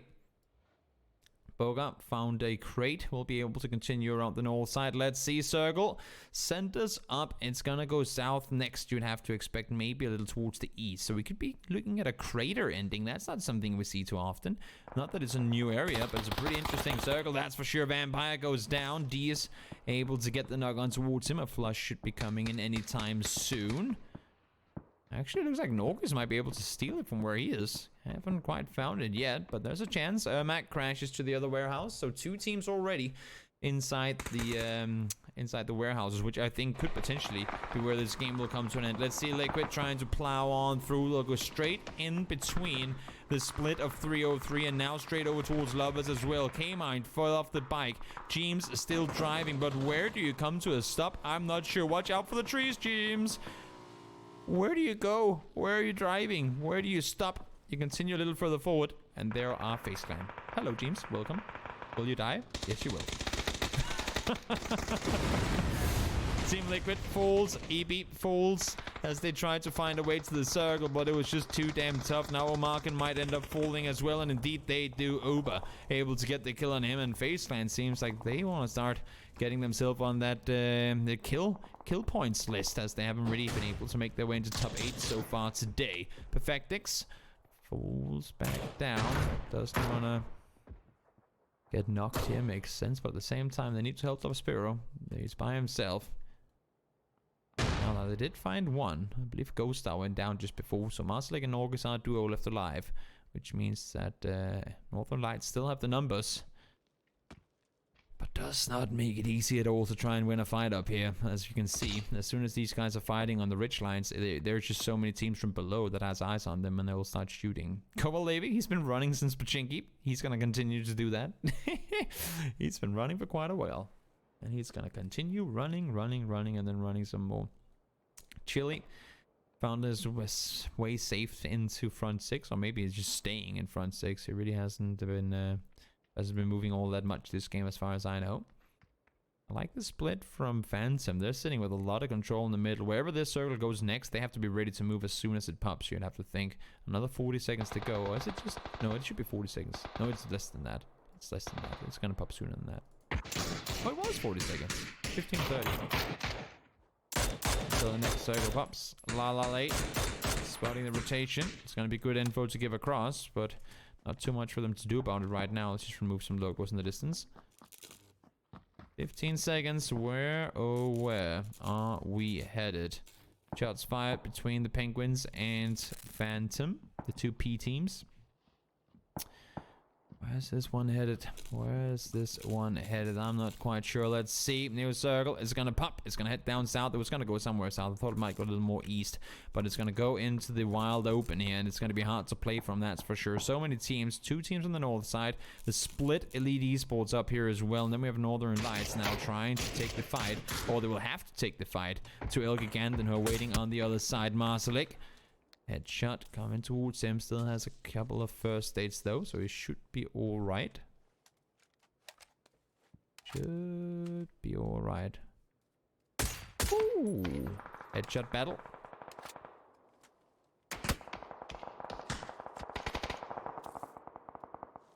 M-Force in the meantime tries to rotate forward. They have to turn around. 8, he found one. At least the Flash Uber was there with the knock initially. Marsalik has 1 nade to utilize. I'm just afraid of swapping around between players right now, guys. I'm sorry. Very afraid of swapping players too much. As we said before, Phantom, they would probably want to relocate as soon as the circle popped. A nice headshot from deep. Take down Marsalik. That should be the push coming in from Northern Lights. Should have to think. Norgis realizes there's no rest coming up, and his teammate has to back off immediately. Makes the run down towards... Unfortunately for them, where all 4 players of Face Clan are sitting somewhat ready and waiting for them. Norgis, he is inside the circle now. Can he just prone it down and stay put, or is he trying to go full speed all the way down the ridge? That might be the play. Let's see if it's going to work out or not. He's running as fast as he can. But where's the end? Where do you run to? The bushes? Maybe the bushes is the play, if you can get all the way down there. Buzzface is on the other ridge. 8C, not eyes on this side either. Uber drives to the center dip, might be able to get it, and yes indeed he does. Able to stay put. One of the buggies is on fire. Might want to blow that thing up. And now the remaining Northern Lights players will have some little bit of a tricky run to make over the ridge here as well. They need to come down the hill at some point. Not yet. They can chill up here at least for a little while longer. How much longer? I'm not sure. Grove Street, they fall 14th place for them.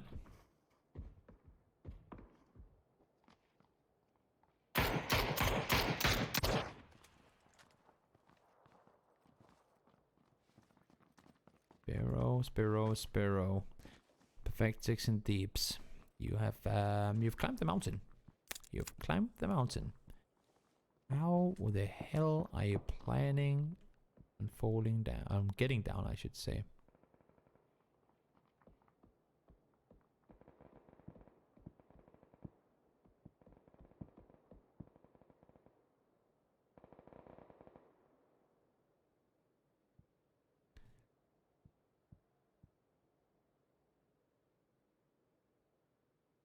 Oh, quiet. At least for a little while longer. Whenever Northern Lights commit to what side of the hill they want to go down, I think all hell will break loose, at least towards Everest. Spiro jacks up Uber. No knocks coming in, but they do have a pretty decent angle over towards him. They can see him in the dip. You can see him down there. His eyes down towards him. Now both the buggies are soon to be on fire.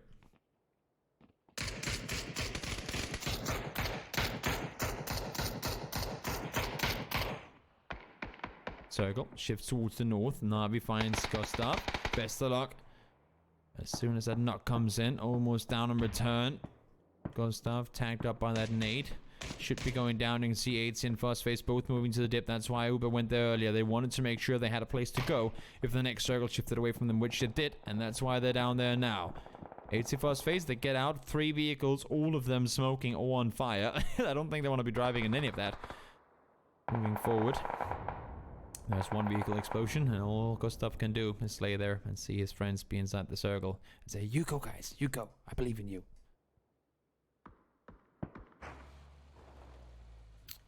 Crate for tap if he wants it. He's already taken it. Weapon wasn't picked up. That's a Grossa. Not a big fan, I guess. Fair enough. Mini and M4, full level, or full 5-5 gear.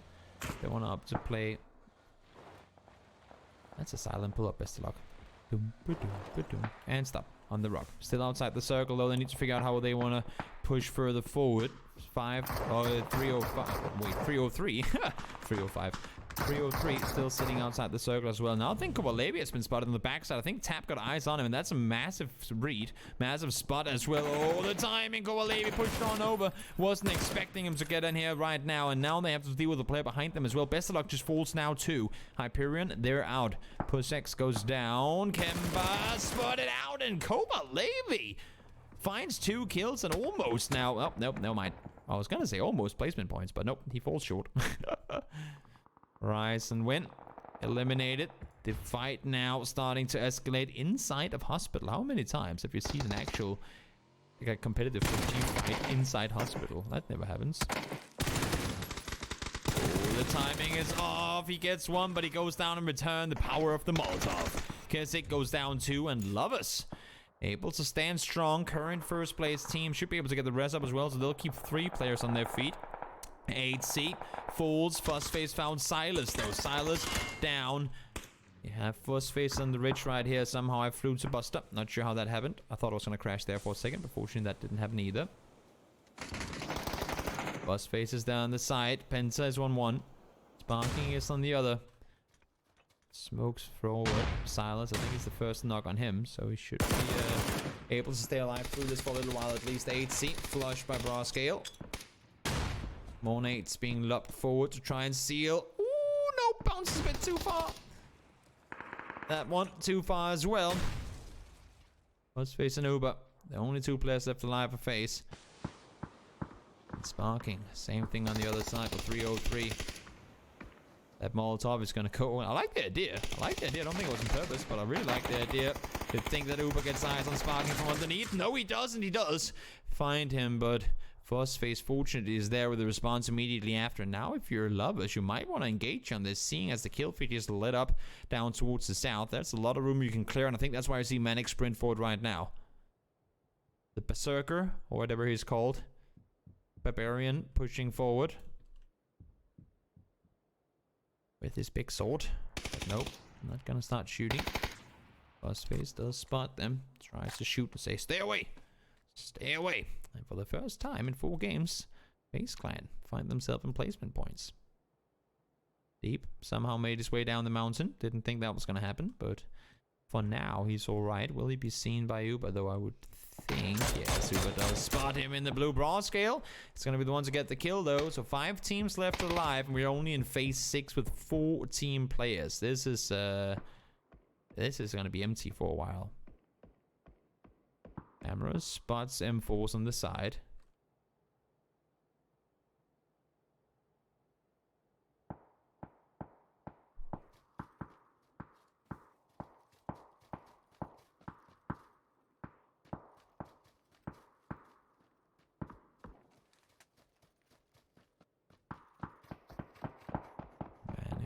Everyone's just waiting and holding off it, just making sure that no sneaky snakes are coming in from behind. And I think if you're Terry, you're starting to understand, even the entirety of M-Force, to be fair, you're starting to understand that whatever you're trying to do to leave this building, it's most likely not going to work. Raw scale, what do you have to play from? You can push to that tree, but that ain't gonna grant you much cover, buddy. You need some knocks.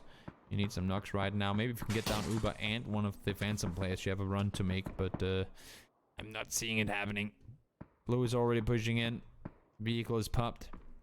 Raw scale, are you going to be the next player to fall? Will you be player dead? 13 alive. Will you be the first to go? I think that's going to be the case. I don't see anyone else at least getting killed before you. But you never know. You never know. Maybe you can pull off a miracle. Stay alive through all of it. Healing up as best as you can. Phrase 6 hurts like a very hurting circle. And he's going to be dead. To be expected. M-Force falls in 5th place. And now this one is going to be fun.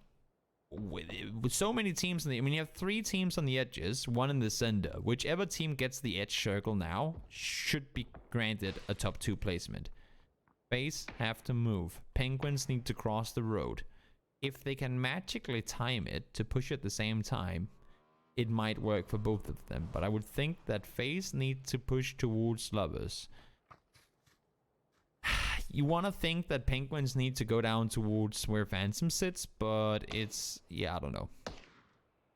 I do not know how this one is going to work out. Lala late. On his own down here. They are 3 alive. They have to commit all 4. I feel like they have to commit all 4 to holding off FaZe Clan here. They know that the center compound team won't move. They have the guys up north, and they will get a, like, audible cue. As soon as they start moving, shots will be fired, and they will hear it. Let's see Uber. That's level 3 gear. On the other side, Lala Late is the one waiting for him. He's not moving at all now. He might be running up. Q has been given. Oh, he needs to continue running over the top. Lala was here as well, and Uber can fall back. No damage done so far. Simka seen above. Buzzface needs to help hold from behind, and actually this is allowed, because this is dragging out as much as it is, it has allowed for the Penguins to cross over. Didn't expect that to be an option.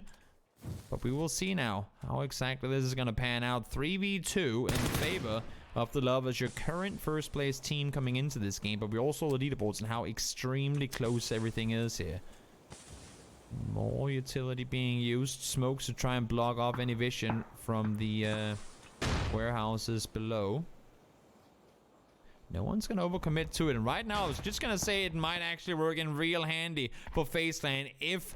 Nuclear Penguins will continue to push forward, which it seems like they will. Simka falls. The suppressed Groza barely makes a sound. Uber now pushes forward as well. Manic is looking the other way, and that's going to catch them off guard. Late falls down, but spotted out just before the smoke bloomed. Uber needs to push further forward, though. So does Fuzzface. They're in the blue in just a second. Now Molotovs are coming in. Oh my lord, Uber caught that one with his teeth. Should be going down. I would assume, no, he stays alive. He has Manic on top of him, practically. If not killed by an opponent, he is going to go down to the blue. There's no way he's going to get up on his feet fast enough. No, he's going to fall. Fuzzface alive as well, at least for now. Prone in the smoke. All of Phantom are pushing out. Hellscream finds 1. The Penguins want more. They won game 1. They want to win game number 4 as well.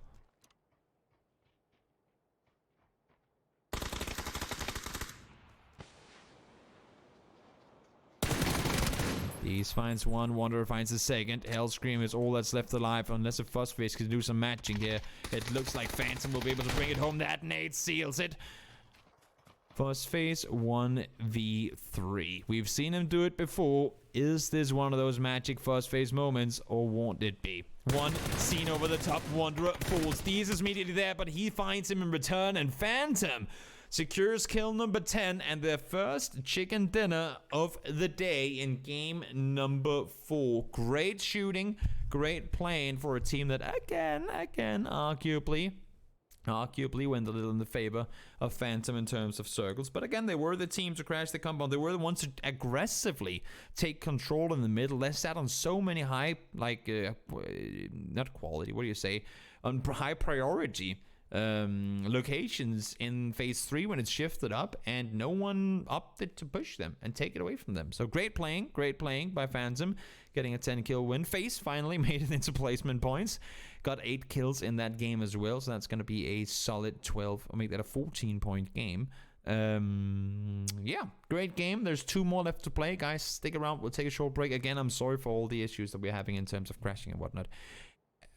I'm trying, every single time I get a crash, I'm trying to figure out why it happens and what I can do to avoid it happening again. And then I avoid that, and then something else happens that crashes it. So, I don't know. We're just in a period right now where the game crashes all the time. Yeah, so hopefully it won't be the case anymore. Fingers crossed. Let's hop into game number 5 in just a short moment. We'll take a break, and I'll see you guys again real soon.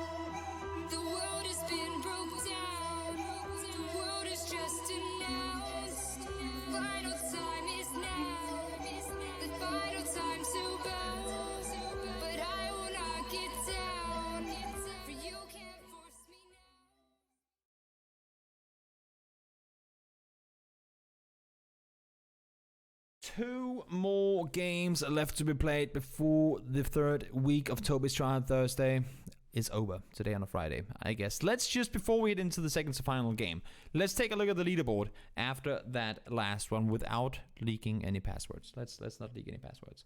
Let's take a look at exactly how it looks now. So off of that win, Team Phantom, they pushed themselves up the leaderboard into first place, surpassing Lovers. FaZe Clan had a good game there. They're going to sit in 3rd at 34. Nuclear Penguins still up there. Team Liquid falling from 3rd all the way down to 9th off of that game. But again, only 20 points from 9th all the way to first place. 20 points, that's a 10-kill win. I want to go out on a limb here and say that I think everyone in this lobby can get a 10-kill win. There's not a single team in this lobby that couldn't go out and get a 10-kill win in this game. Get them some circles, get them the right opportunities and the right circumstances, and I think literally every single team in this lobby could go out and get a good game and a good win here. So it's far from over. It is far, far, far from over, and there's still 2 more games left to play. Let's hop straight on in before I accidentally leak passwords and whatnot and see how things are gonna fare. Here you have them. They're all sitting ready and waiting in the lobby, and all they want to do is get the game started so that they can show everyone exactly how good they are and how much they deserve to be crowned the victors. And maybe, who knows, maybe, I mean, we only have FaZe Clan here as a team who has won it before. Maybe they want to see if they can go and do it once more. That'd be pretty nifty. 3 weeks of Toby's Tryhard tournament, and them being able to win it twice. Should we call it Toby's Tryhard tournament, because now it's on a Friday, you know? Or at least today. Maybe if we called it Toby's Tryhard tournament instead of Thursday, we could it would make more sense when we have to change the days, you know.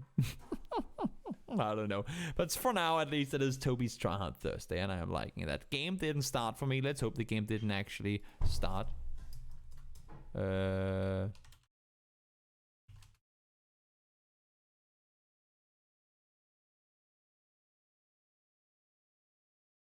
I don't know if that actually started or not. I did see starting match, and now it didn't start.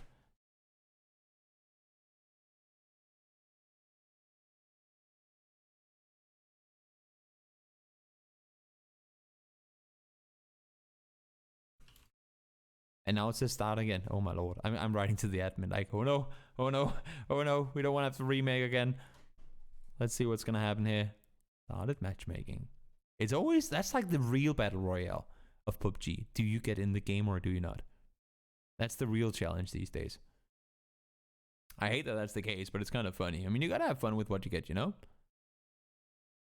Started matchmaking.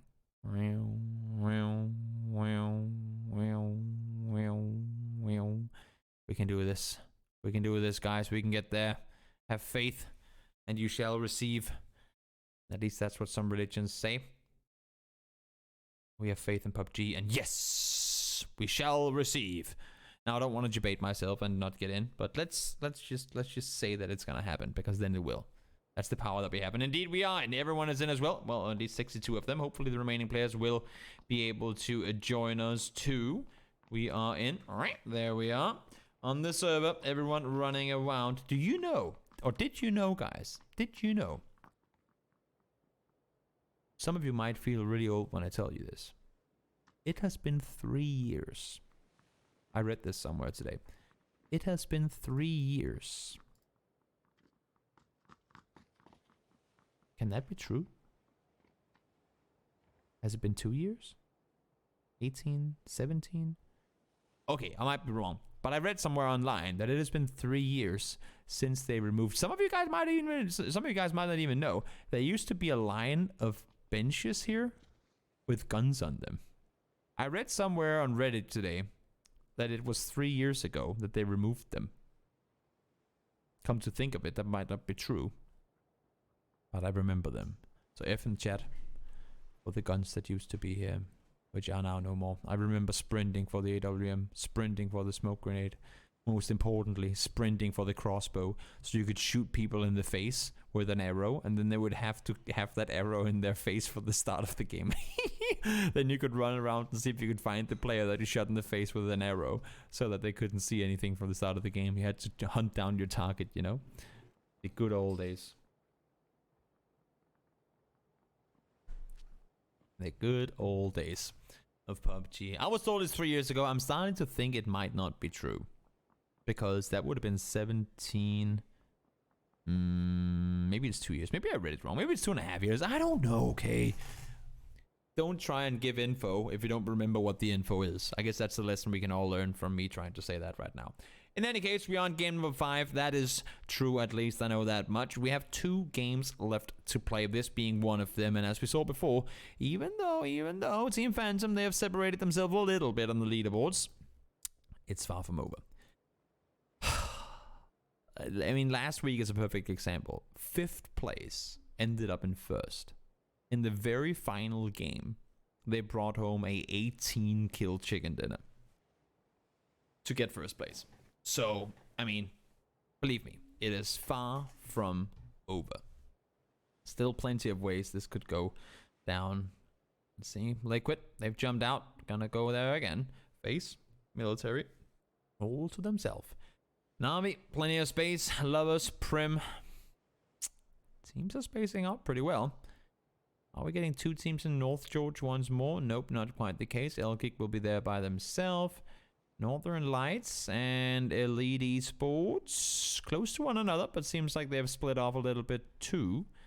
And then down towards the south, only 2 teams this time around. Seems like M-Force didn't want to be part of the whole farm fight any longer. So they're going to go north around and take the shelter control. It was a western plane though. No one's fired out towards Milta Power, Lipovka, Novo, all that stuff. So maybe a circle over here could be kind of interesting to see a little bit of a change of scenery, I guess you can say. Let's see, where are we playing from this time around? Oh my lord, we're going north.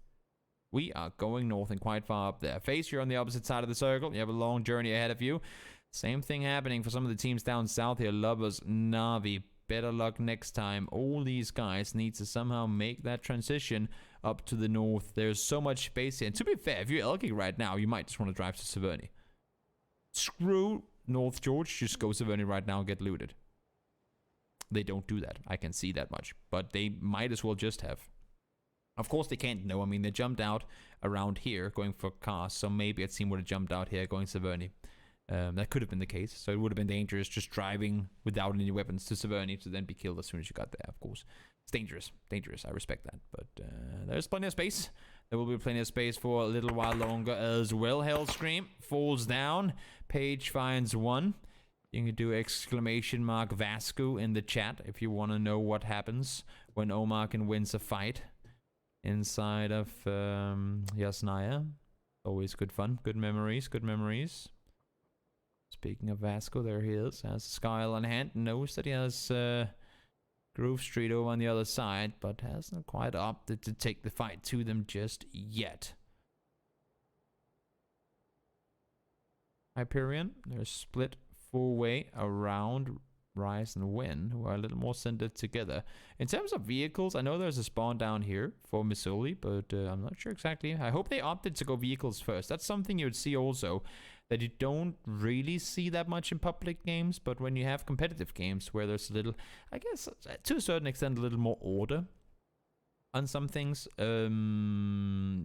you will see, even though you want to land, you want to get loot real quickly and all this stuff, teams will land on the road. Like, even though they could have parachuted to the compound, they will land on the road, take the car, drive it to the compound, because you need that vehicle when you rotate. You don't want to land, loot, run out, and then not have a car there.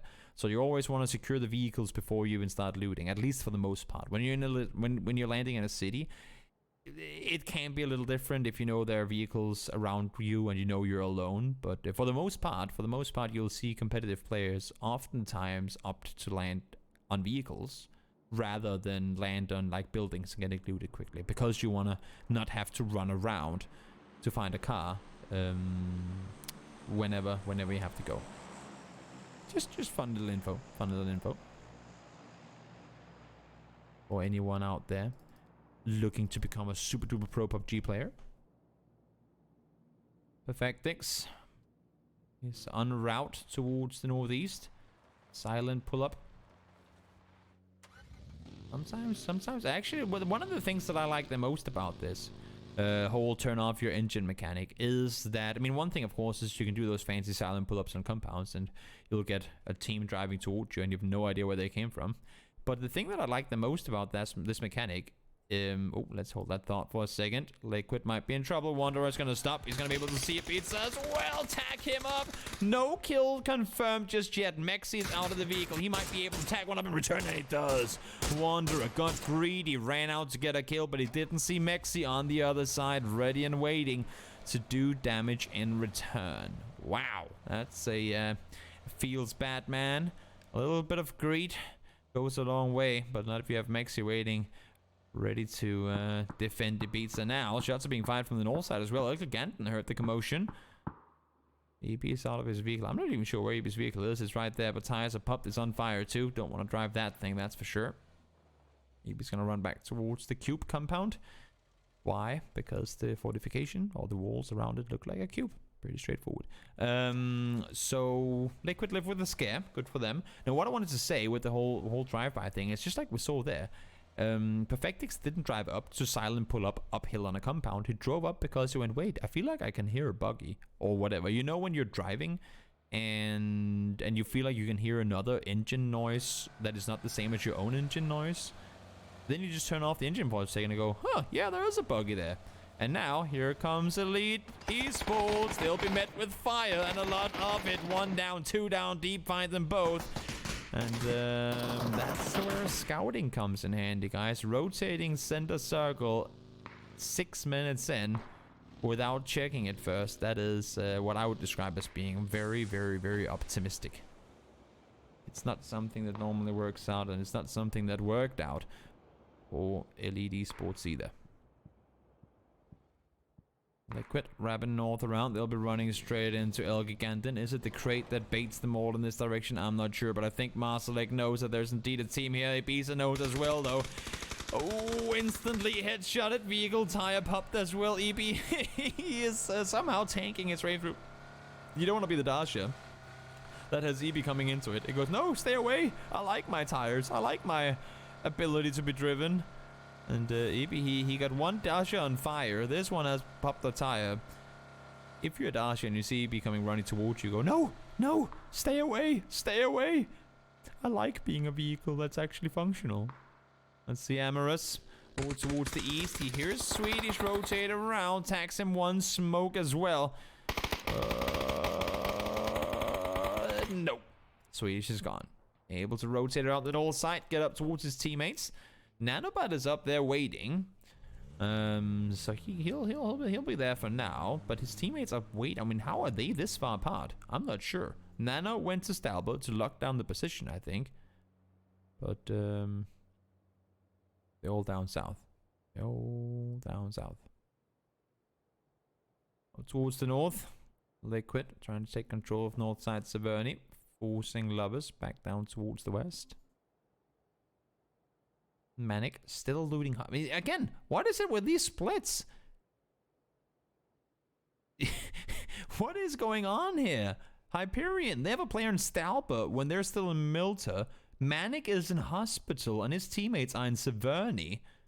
These teams are just miles apart from one another. Swedish was down by Lipovka when his teammates was in Stalpa. It's pretty wild. It's pretty wild that this is going on the way that it is. Let's see. Groove Street, they've taken up arguably one of the better positions in this circle. Base Clan trying to wrap east around Isnaya as well. We got another 20 seconds until this next one pops. Where, oh where are we headed? Leaderboards are somewhat close right now. Phantom sitting in the top of it, having lost a player already though. We just saw Wanderer go down just before. Now Kizik is going to be driving forward. Again, stop and scout. Smart play, buddy. That's exactly what you want to do. Hyperion, finally the final two players make their way inside the circle. And now let's see where we headed. Up towards the north. Pretty straight center. Pretty straight forward.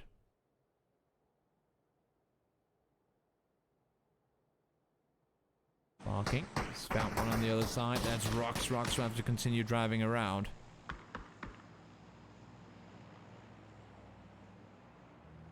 Finds safety on the other side. Sparking goes down in return though, and he's actually kind of isolated from his teammates. Silas wants to go down and get the rest. Will he be able to? Is he in the open? No, I think there's a little bit of ridge line there.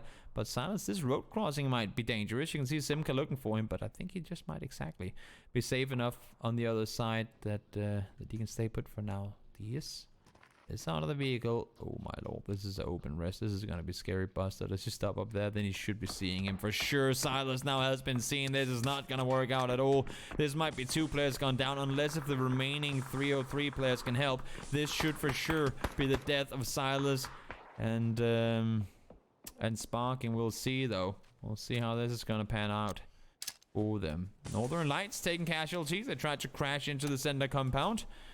They lose 2. There's still 1 alive.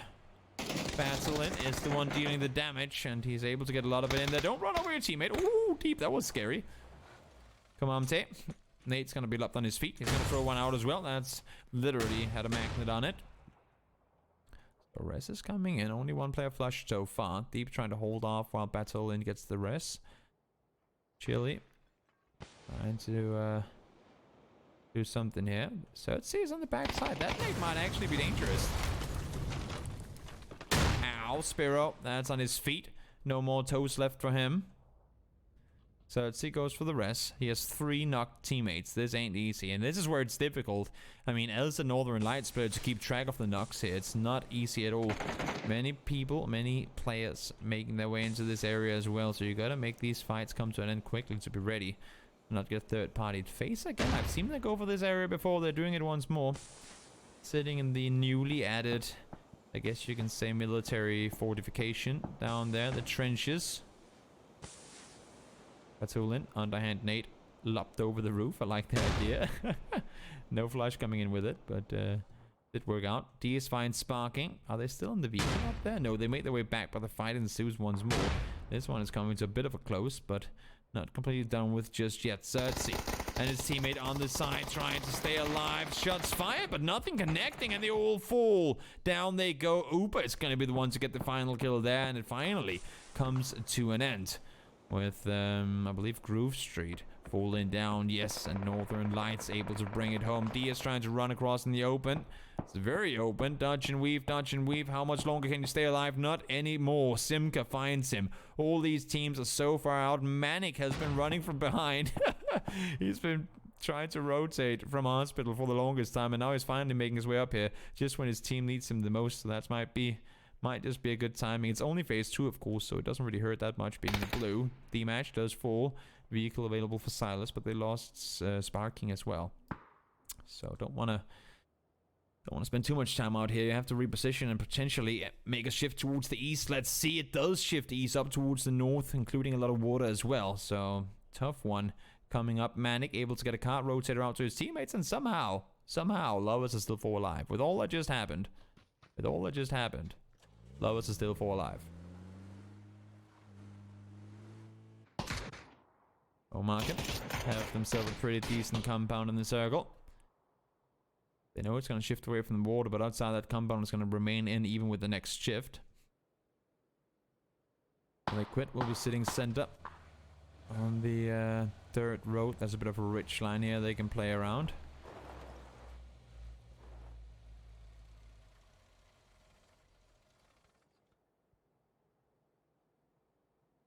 Towards the north, Lovers making their rotation on over. It'd be safe to rotate for now, but it's about, do you stop down here on Elgig? Do you try, like, if they try to go around the peninsula, if they try to wrap all the way north around, I would assume that with both Elgig and Omarkin shooting at them, that they should go down. But I guess we're about to find out. Let's see, here they come. The Lovers, our current second place team. So far, I don't believe they have more than 1 or 2 kills, and they're stopping.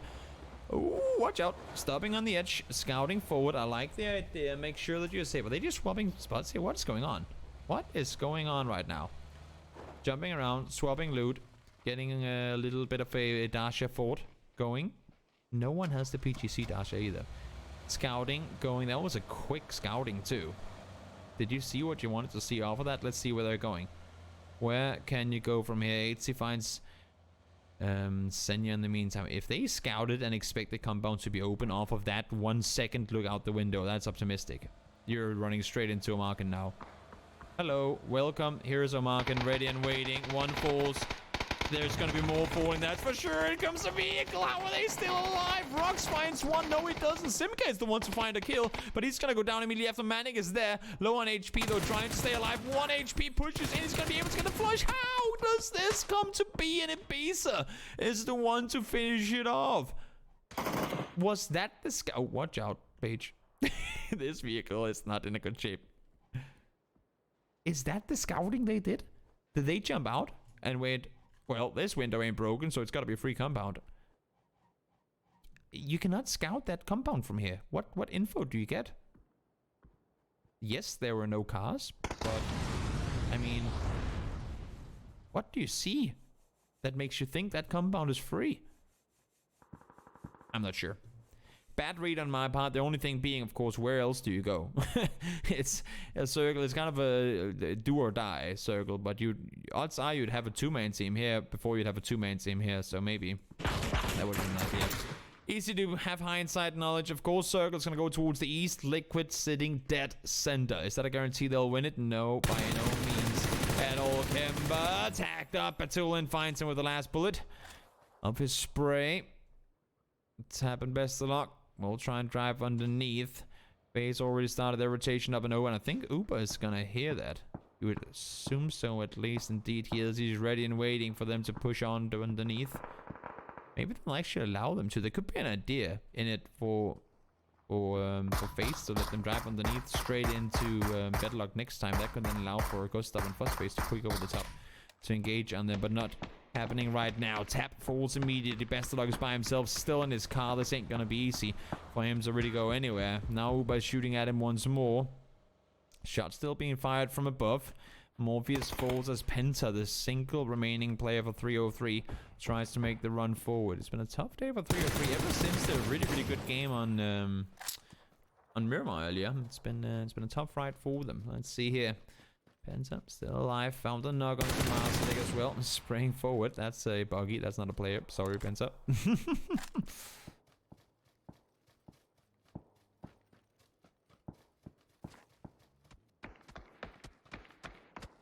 Want to go for the flush? Will it happen? Will it happen? No, it won't. 303 eliminated. Marslick does fall as well, though, but the kill is stolen by Northern Lights. Team already trying to secure more points. They're sitting in 7th coming into this, but as I said before, these teams are so damn close to one another that there's no way of telling how things are going to turn out here. Norkis, vehicle on fire. It's going to explode eventually. Doesn't really matter. He's already knocked. And I don't think a rest will be coming in either. Ghost Star tries to turn around, tries to get away. It's not going to happen either. Elkick 6th place currently. Now, maybe not so much anymore. Falls in 11th in the second to final game. We have a 2-man rise and win. We have all of M4s alive, and we have the Penguins currently sitting in 4th, trying to hold off anybody coming in from the northeast. They're gonna hear Pajastic. They would be seeing Hespersa as well, you'd think. No smoke's thrown, but they don't know where he is. I would have thought they'd seen him, but no, not quite the case. So Pajastic makes his way into the circle. Hespersa needs to make the run forward. Vesterlock tries to wrap around, but where can he go? And then you have Face Clan in a potential fight waiting to happen with Kissick on the other side. Kissick is here. Proning, or crouching, I should say. Waiting for Face to push further forward. Majestic falls, that's the elimination coming in. Oh, they heard him. They saw him as well. Run, Kissick. Run. Where can you go, though? Art needs to hold off really well, and he actually does, forcing 80 to go back the other way. That might just be enough time bought for Kissick to make it save up the hill. That is a smart positioning. Great play for them to try and defend the teammate there. Omarken remain in the compound. Everyone has made their way in. Even best of luck. Far down on the southwest side. Where are we headed now?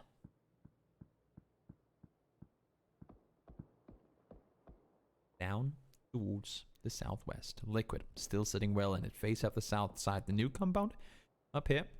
It's up for grabs as well. Uber spots best of luck. He's running down in the open. Has one rock, but it's not going to be enough. Uber able to find him. Down he goes. Out in 9th, falls Navi. Omarkin looking uphill, looking for Ibiza. He's going to be tanked up as well. EB has been, I mean, I don't even know how many bullets he's tanked today. He's been on fire all day long. And especially in this game, I mean, almost blows up 2 buggies, or 2 dashes, and now tanked up and down to low HP as well. Boga goes down. Spiro continuing to rack up kills here. XD needs to do something. There are only 2 guys left alive. He's wrapping around Amorous. I'm not even sure if he knows he's there. I mean, yes, he should know. He should know. Pushx is shooting towards him. So the info should have come across, but he doesn't know if there's anyone else lined up nearby. Spiro is just on the other side. Does he see him? Yes, he does, and he goes down. Unfortunate. It was a 50-50. What side is going to spot you first? And he unfortunately was looking in the wrong direction.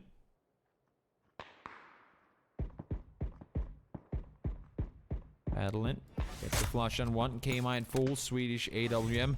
It's too much for him to handle. Northern Lights. 10 kills in this game already. Great showing for them here. They had 11 kills in total coming into this game, and now they have 10 in this game. So they have had 11 kills in the last 4 games. This time around, they get 10 already just in this one match. Cash register. Finds James. Gets the flash on him as well. Mexi knows exactly where he is.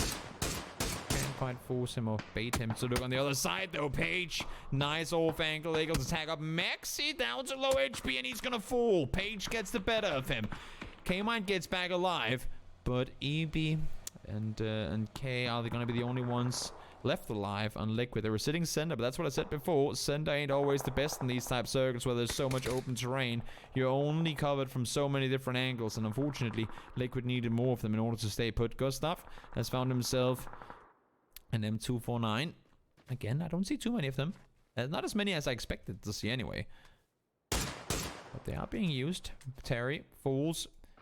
Here comes Gustav. The M249 SLR combo. Working out handy. Tacks away. Finds the knock on to test.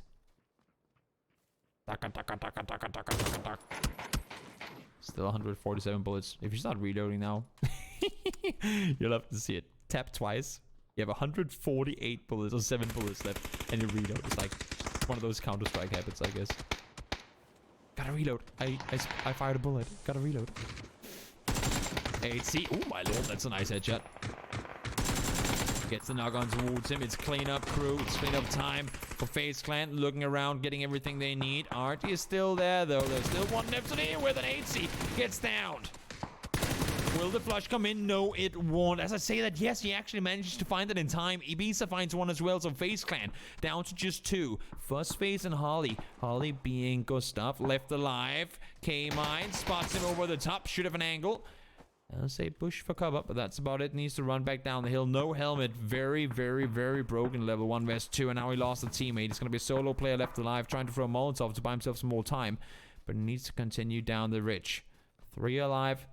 On Omarkin, they need a good game here as well. It's been a tough day for them so far. Currently sitting all the way down in 15th place on the day.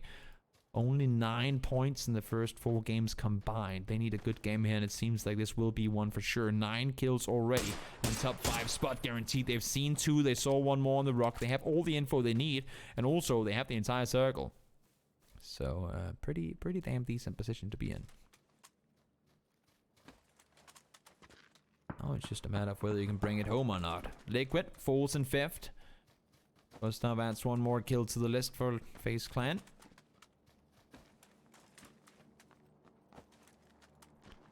Force found their way into the late game. Northern Lights as well. Massive kill game for them here. 13 kills, and that's only spread between 3 players.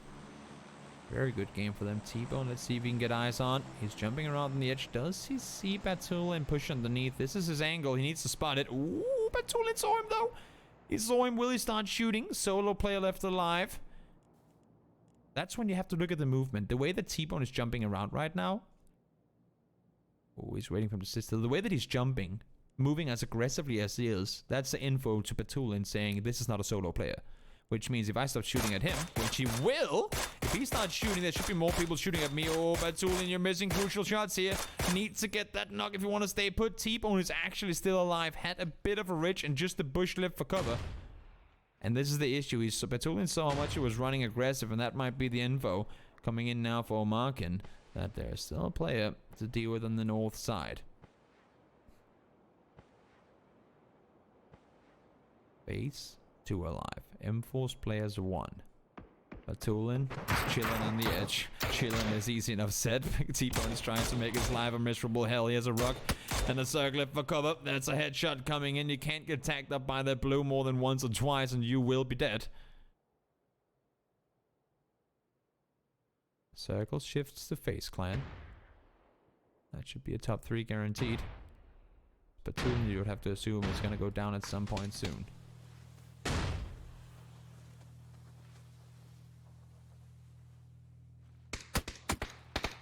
Down he goes. Page finds his 5th. 10 kills for Omark. And as I said, the game they needed to turn that ship around. Just 2 more games left remaining. Page, Cast Register, and T-Bone are ragging up a decent chunk of points here.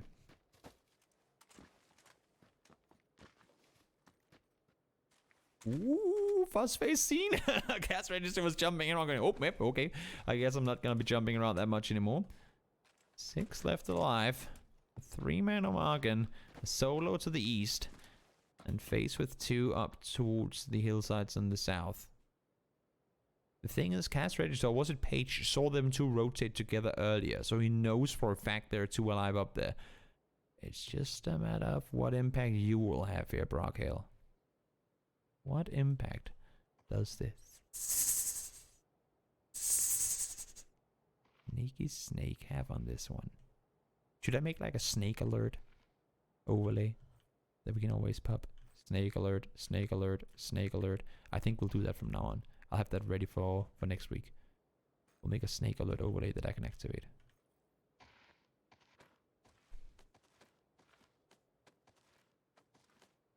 Making his way forward. Drop the backpack. He wants the placement points here. Understandably so. M-Force has had a tough day so far, sitting in 14th. Every single point they can get here will be well earned. He's almost inside the circle. 2 Fuss Face. Spotted out. I mean, the perfect situation for Brockhale here is if... oh no, I was just gonna say he needs to stay alive, but it ain't gonna happen. He gets found. Fuss Face gets eyes on him, and now there's just 2 teams left alive. Ghost Nuff, seen, tries to hold off against T-Bone, ain't gonna happen. Fuzzface once again finds himself in a 1v3. Last time around it didn't work. He did manage to get 1 knock. Are you just running to the blue, Fuzzface? Is that what's happening? Or are you running to... Is he denying points here? No. No. No. No, he's not. Is he? Is he? No. He's going for the fight. Fuzzface ain't denying points. He ain't scared. He'll take the fight if he has to. Or is he? I can't tell. Oh, this is a smart guy. He's trying to 700 IQ them. They are expecting Gustav to be up here somewhere. Fuzzface just went to exactly where Gustav got killed. Therefore, they go, we only saw 1. We will never expect him to be down. Look at this. They're all looking on the other side. This is like watching Sipnix from Astralis play Counter-Strike. It's all about outbraining your opponents. He has them all with their back turned. All of them has their backs turned right now. He spots 1. They have no clue. They have no clue at all. Oh, finds T-Bone. Gets the flush. 1v2. Gotta reset again somehow. How does that happen though? Tagged up once more. You gotta get a first aid off, but there might be too much time. Might not be possible. No. Page spots him. Fuzz falls down. I like the idea. I really like the idea of trying to go to exactly where Gustav got knocked. To then go, well, they ain't gonna be expecting. When they first started sprinting, I was like, wait, Fuzz, are you actually trying to just deny the points? They go, you shall never win this one. But no, he had a plan in mind, and it almost worked out. As I said, he had them all with their backs turned. His plan worked, unfortunately. I think he needed to get down T-Bone faster. He got tagged once or twice by T-Bone when he spun around. And then in the end, Page was there. Too quick for him to use the first hit. But great game for Morgan to be able to bring home a 12 kill win there is huge for them. And for FaZe, again, I mean, they didn't have any placement points coming into last game. Now they get 12 placement points over just 2 games. So really good for both those 2 teams. But for Omargan, this is a massive game. 22 points. They were sitting at 9 combined for the previous 4. Huge game for them coming into the final game, guys. 1 more game to play. We're taking a look at the leaderboard before the next game starts. But before that, we're taking a short break. I'll see you all real soon. I love you. Thank you all for being here. I'm having a joy casting this for you. And as I've announced earlier today, there's going to be much more Toby's Tryhard Thursday coming your way next month. So already now, go sign up. ! Tournament. We're going to take a short break. See you guys in a short while.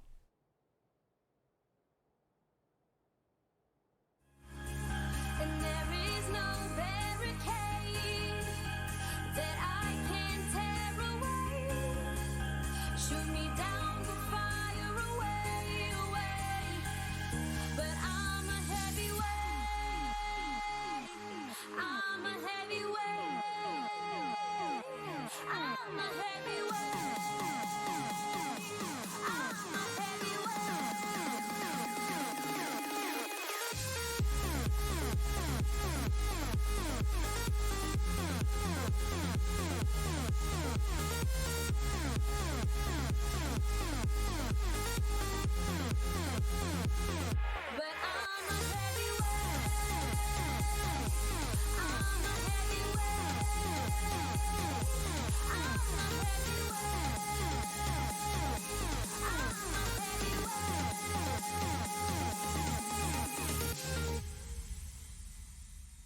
push me down to the ground. What goes around comes around. You won't put the flame out. You can't get to me. Say what you wanna say. Go take it all away. But I'm here to stay. No, you can't get to me.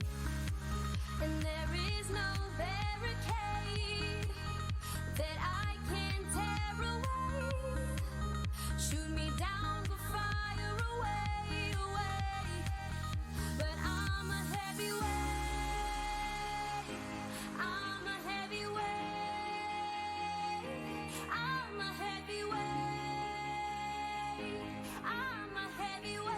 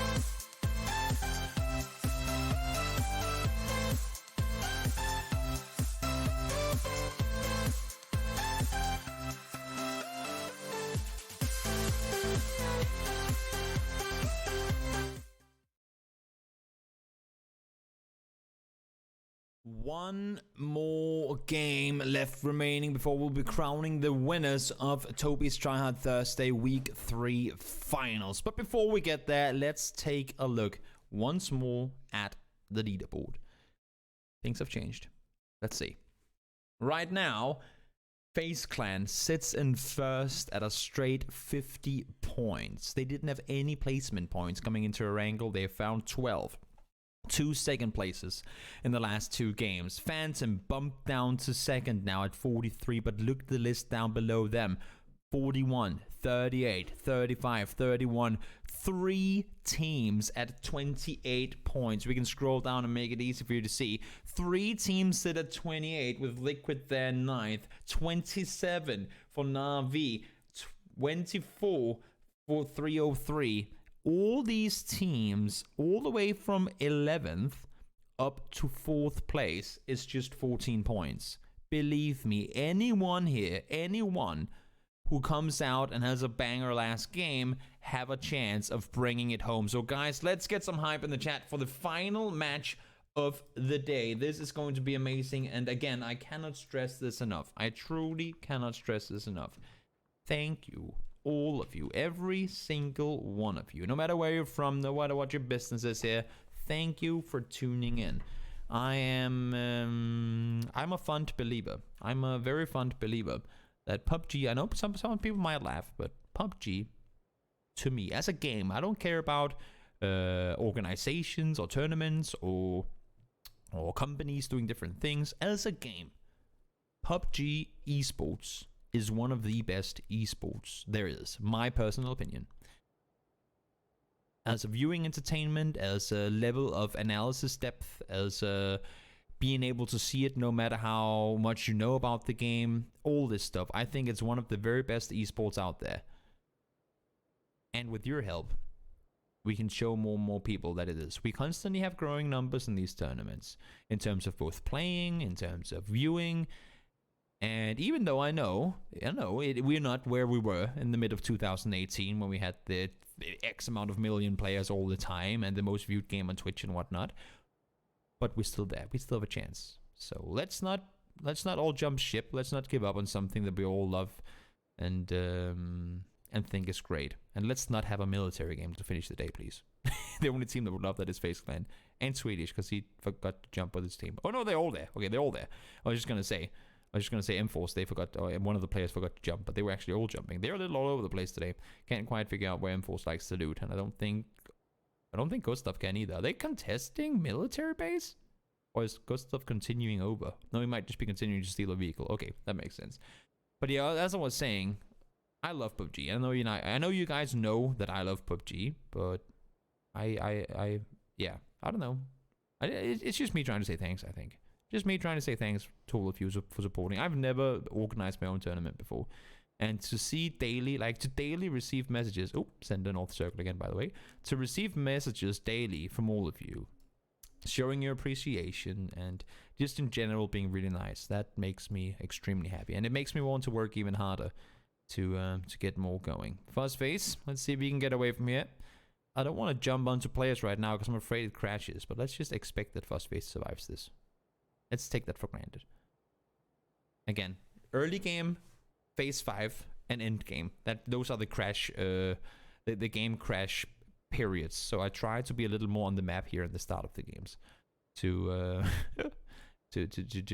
try and make sure that nothing happens. But yeah, to round off what I was saying, to round it off. Thank you guys for being here. You're amazing.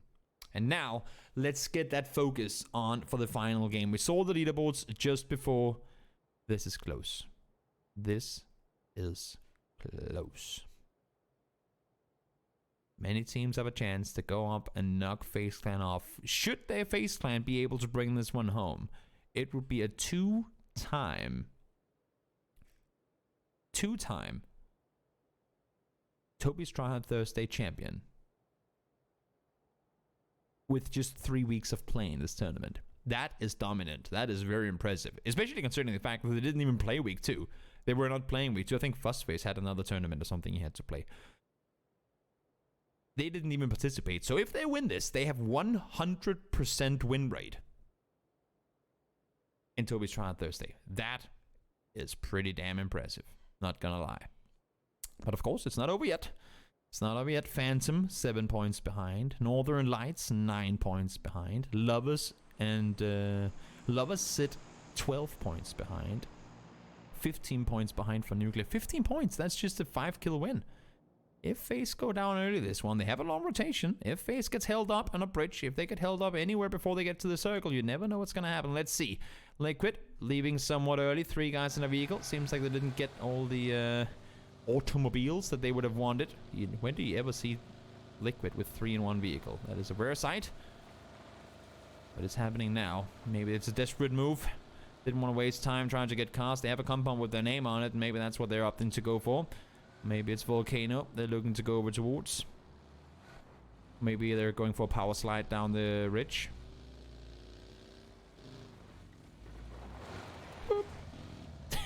All calculated. Going for the longest 2-wheel slide in PUBG eSport history. They might just have won it. It was like a solid 200-meter slide down a mountain.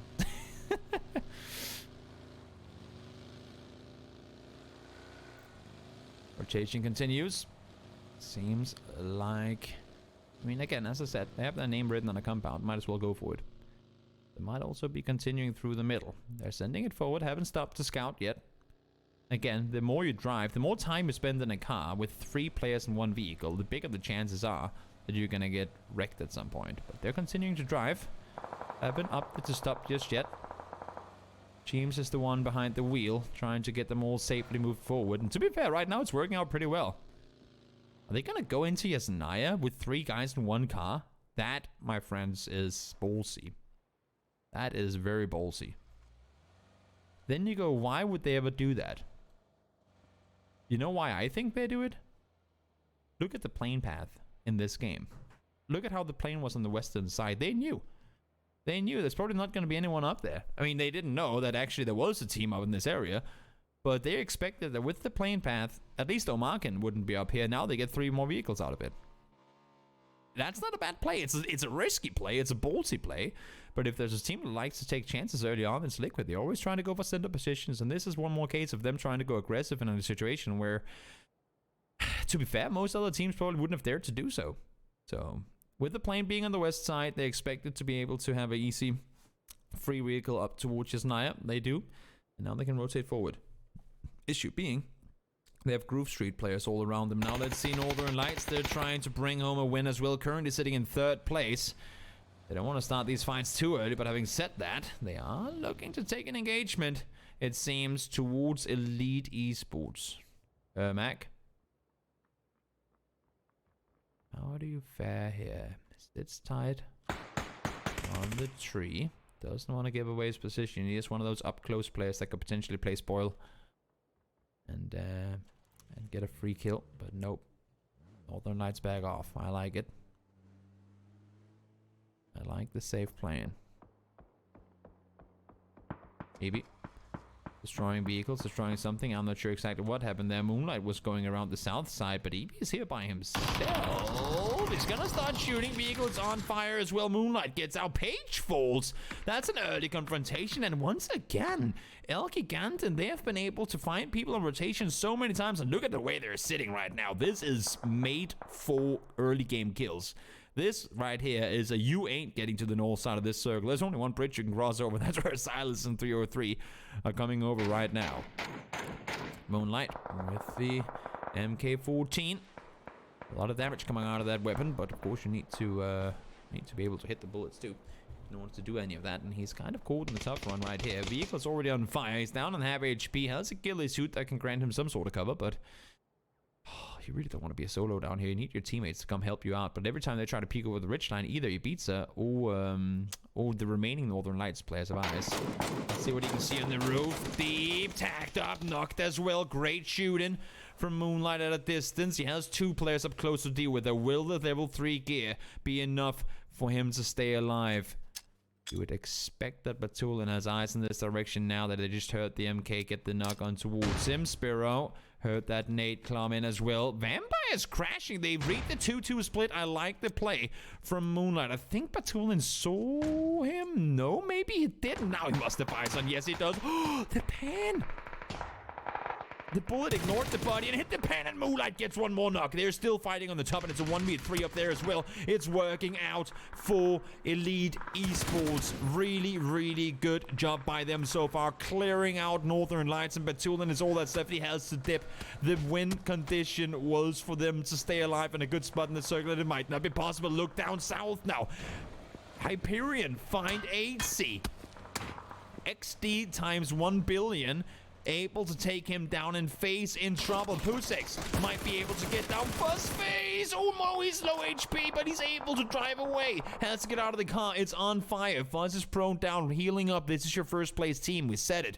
Coming into this game, everything can happen. We never see fights here. Now might be the time. Flashbang over the top. Ooh, eyes on both sides. Pusex as eyes on gets the headshot and gets the knock on towards FaZe as well. 2 down for FaZe Clan. This is tough. This is real tough. We're headed straight back up north to where we were before. Pusex needs to go down to heal. Should be alright for now. First place team lost 2. Third place team lost 3. Leaderboards could be changed up in the very final game of the day. Just like we saw it last week when Plus 40 was able to bring home a 18 kill chicken dinner to seal the deal. Batulan, oh, you're going in the direction of Doom. A hell screen should be hearing this vehicle coming in. Not shooting at it though. Has his eyes on the granny compound where Liquid is sitting, and at least for now, Batulan is able to get into safety. Let's look down towards the other side. 303 Sparking finds one, Silas finds the other. Clearing out the compound fast. Moonlight is by himself now, has to make a run forward, and that's your team currently sitting with the for that. We don't need to mention them. I'm kidding. They're right now sitting a little further down leaderboard 14th. It's been a tough day for Elite Esports. Elite Esports had a pretty good, I mean, they finished off strong on a Wrangle on round 2, taking home 2 chicken dinners in a row. Unfortunately, nothing more came off of it. Uber found one. Revenge coming in. XD. Will the continued fight happen? No, so you hold on. Oh my lord, he actually popped him out of the vehicle. You hold us off on one rotation and kill 2. We will do the exact same thing to you immediately after.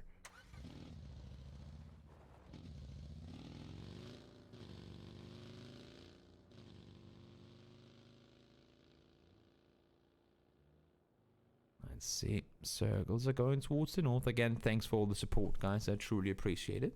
It is my tournament. I can take a second to say thank you to all the supporters out there, whether it's follows or subs or bits or whatever all the other things you can do is. I truly appreciate it. Here it comes. Better luck next time. Silas been found. Will the flush come in? Yes, it will. Faultlessly able to bring that one home.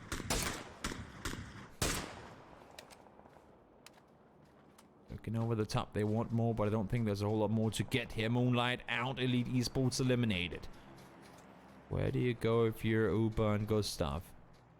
Far eastern position right now. It's gonna be tricky. Gonna be tricky to find anywhere to really play from. This east side of the circle, even though we've added one more compound, actually 2 more compounds, it's still not easy to play in this area. Hespersa falls. XD has been the shredder of many teams' dreams here in this last game. Able to get knocks here and there and a lot of damage done, but this time around finds the flush on Hespersa. Flush should be coming in, but no! Kovalevi from below. Able to prevent him from getting the flush. Might have the kill come in anyway, but not yet at least. James, I can see if they're shooting at Batulan, if they're shooting above him. The bullets are flying straight over his face, that's for sure. I think it was vehicles maybe getting popped. Batulan, let's see how long you can stay in this building, shall we? Let's see how long you can stay here. As I said, currently, Northern Lights are sitting in 3rd place. Will they remain there over Batulan staying alive in the shack, or will they not? We have 48 alive right now. I think he's been sitting there since there was 55 alive. How much longer, though? Will he be able to sit here? Only time will tell.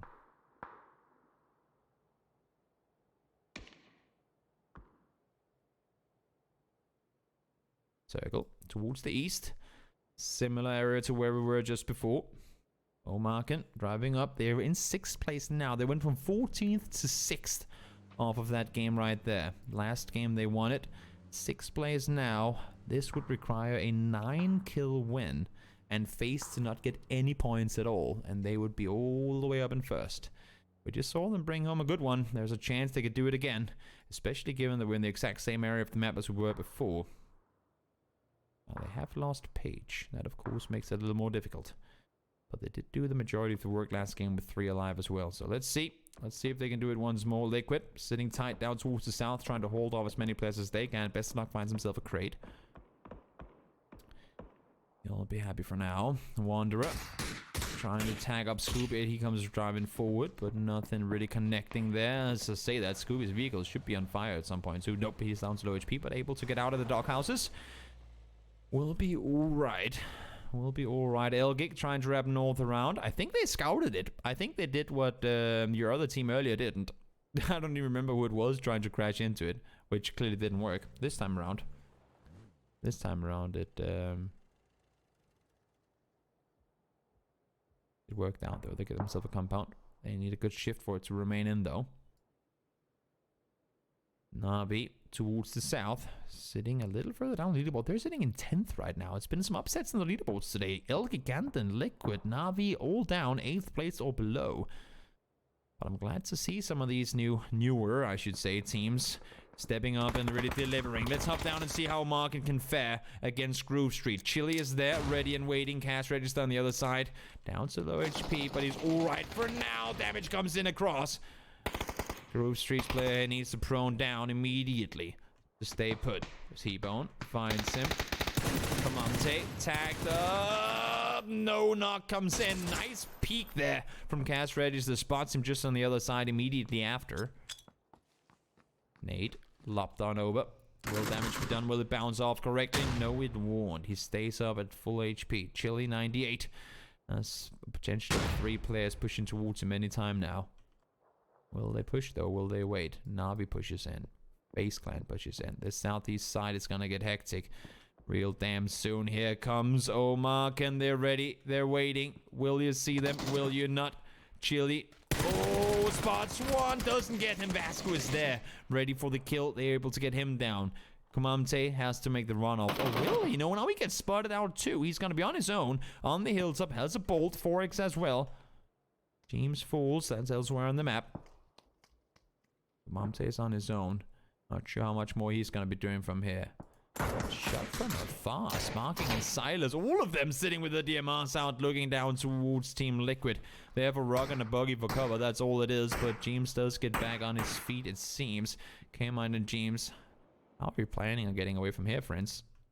How's your buggy doing? Not that well. It was then they knew. They had fucked up. When they were 3 in a vehicle before, Mixie could always just come pick them up, you know. It worked once. Why shouldn't it work again? New circle goes up towards the north once more. Same position as last time. EB driving. Mexi driving. We need some smokes, guys, in order to get you out of here alive. I think Mexi's car is torn. He's looking around and you can see it. He didn't want to go into the vehicle immediately. Oh, Lord. Oh, Lord. Oh, no. I've seen this before. I've seen this. I've heard this song before. Last time I checked, it didn't work out that well.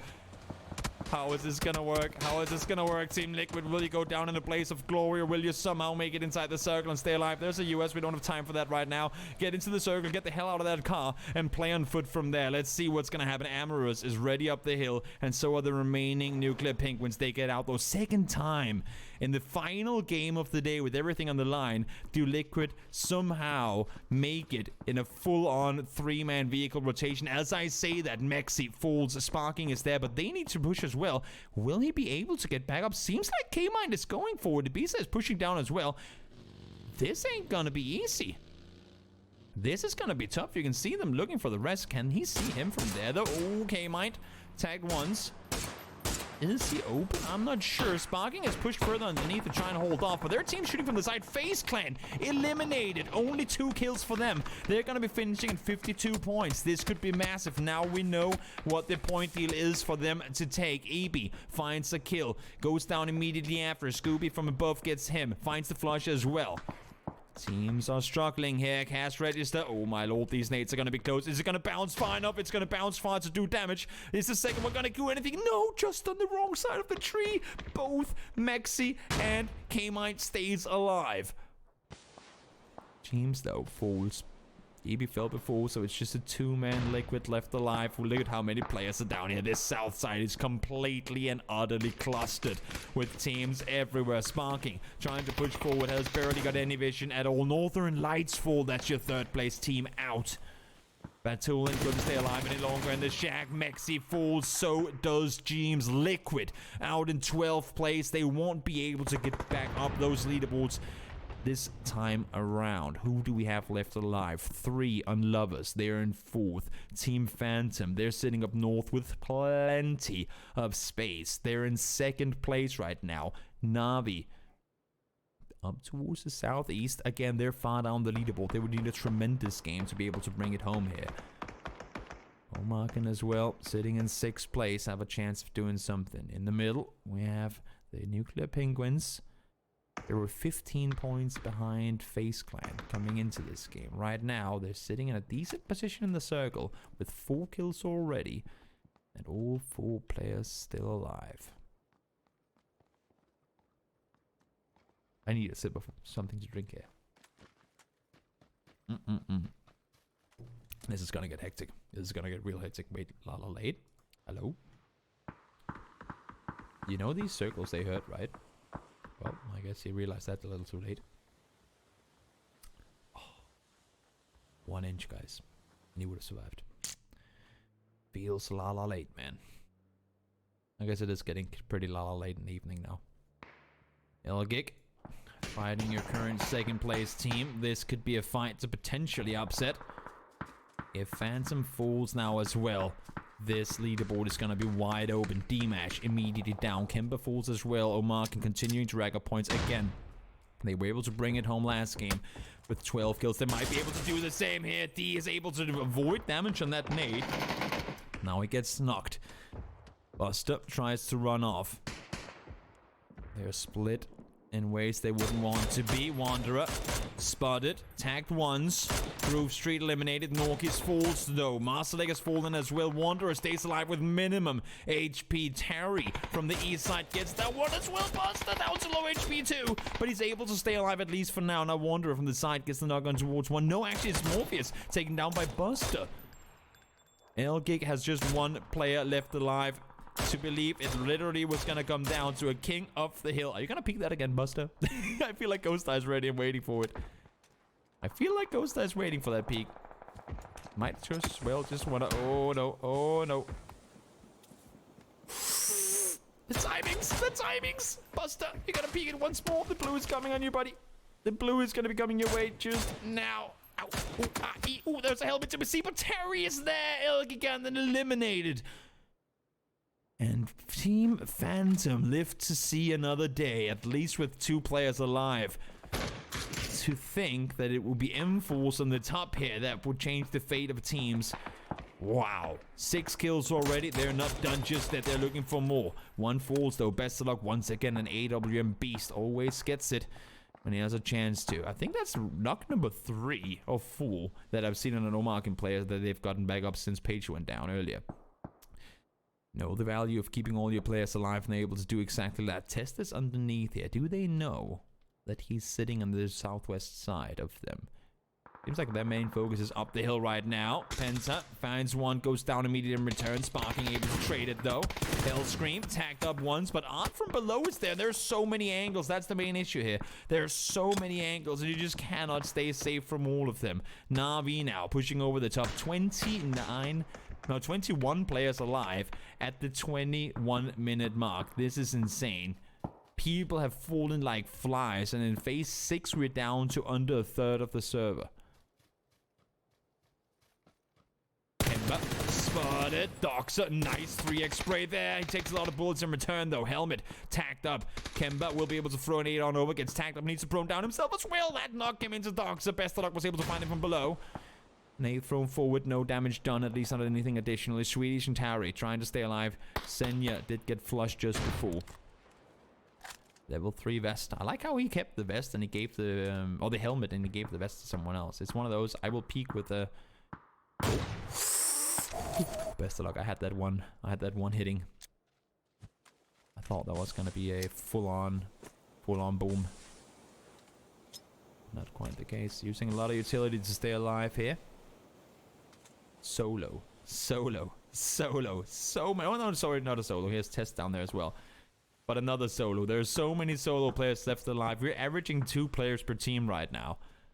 And given how many 2 and 3 or 3 and 4 man teams we see up at this moment, it goes to show that there are quite a decent chunk of solo players. Make that one more solo now. Terry is there too. If you die with 17 alive and you get 9th place, you're going to be a little pissed off. 17 players alive and we're still not in placement points yet. We have Terry just over the next ridge line. Best of luck. 1 shot, 1 headshot.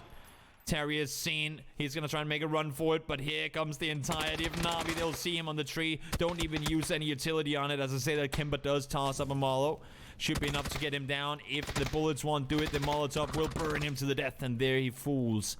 Kimber finds the kill. Na'Vi, their day ain't over just yet. They're looking for more Omag, and as you can see, somehow, again, 3 alive. They've been knocked on multiple occasions, and you have to think, yes, I was just going to say, you have to think the vests are pretty busted at this point.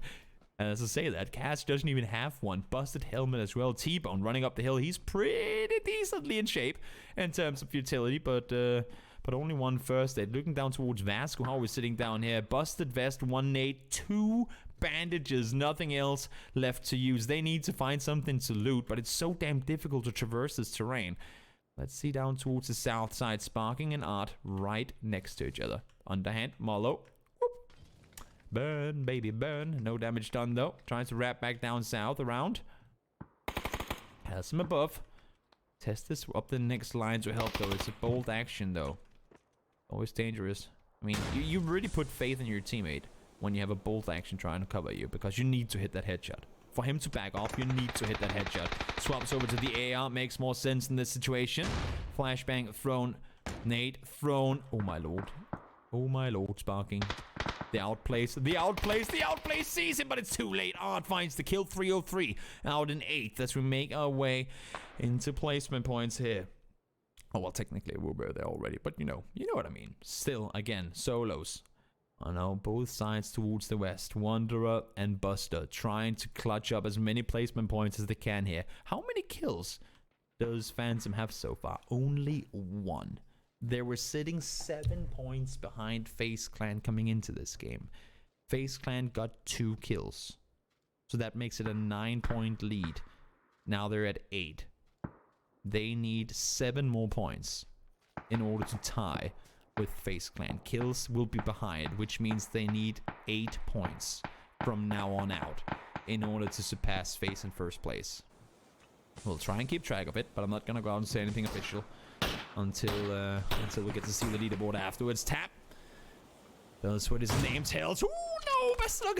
How is it that all these shots, I want them, like, I know some of the shots that if I fired them, I'm like, god damn it, I thought there was a hit.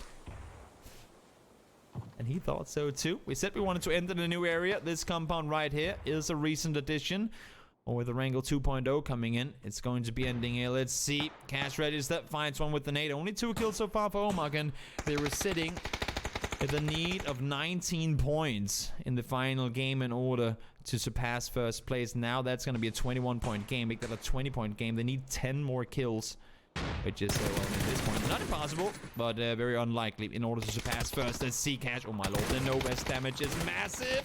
Peek for the headshots. He finds him. T-Bone from above is able to get the kill. Buster goes down. Kemba is there, and I think if you're Omag, you know that you need kills, so they cannot stop right now. They need to continue aggressive. Na'Vi does the exact same thing. Phantom falls. That's your second play team out.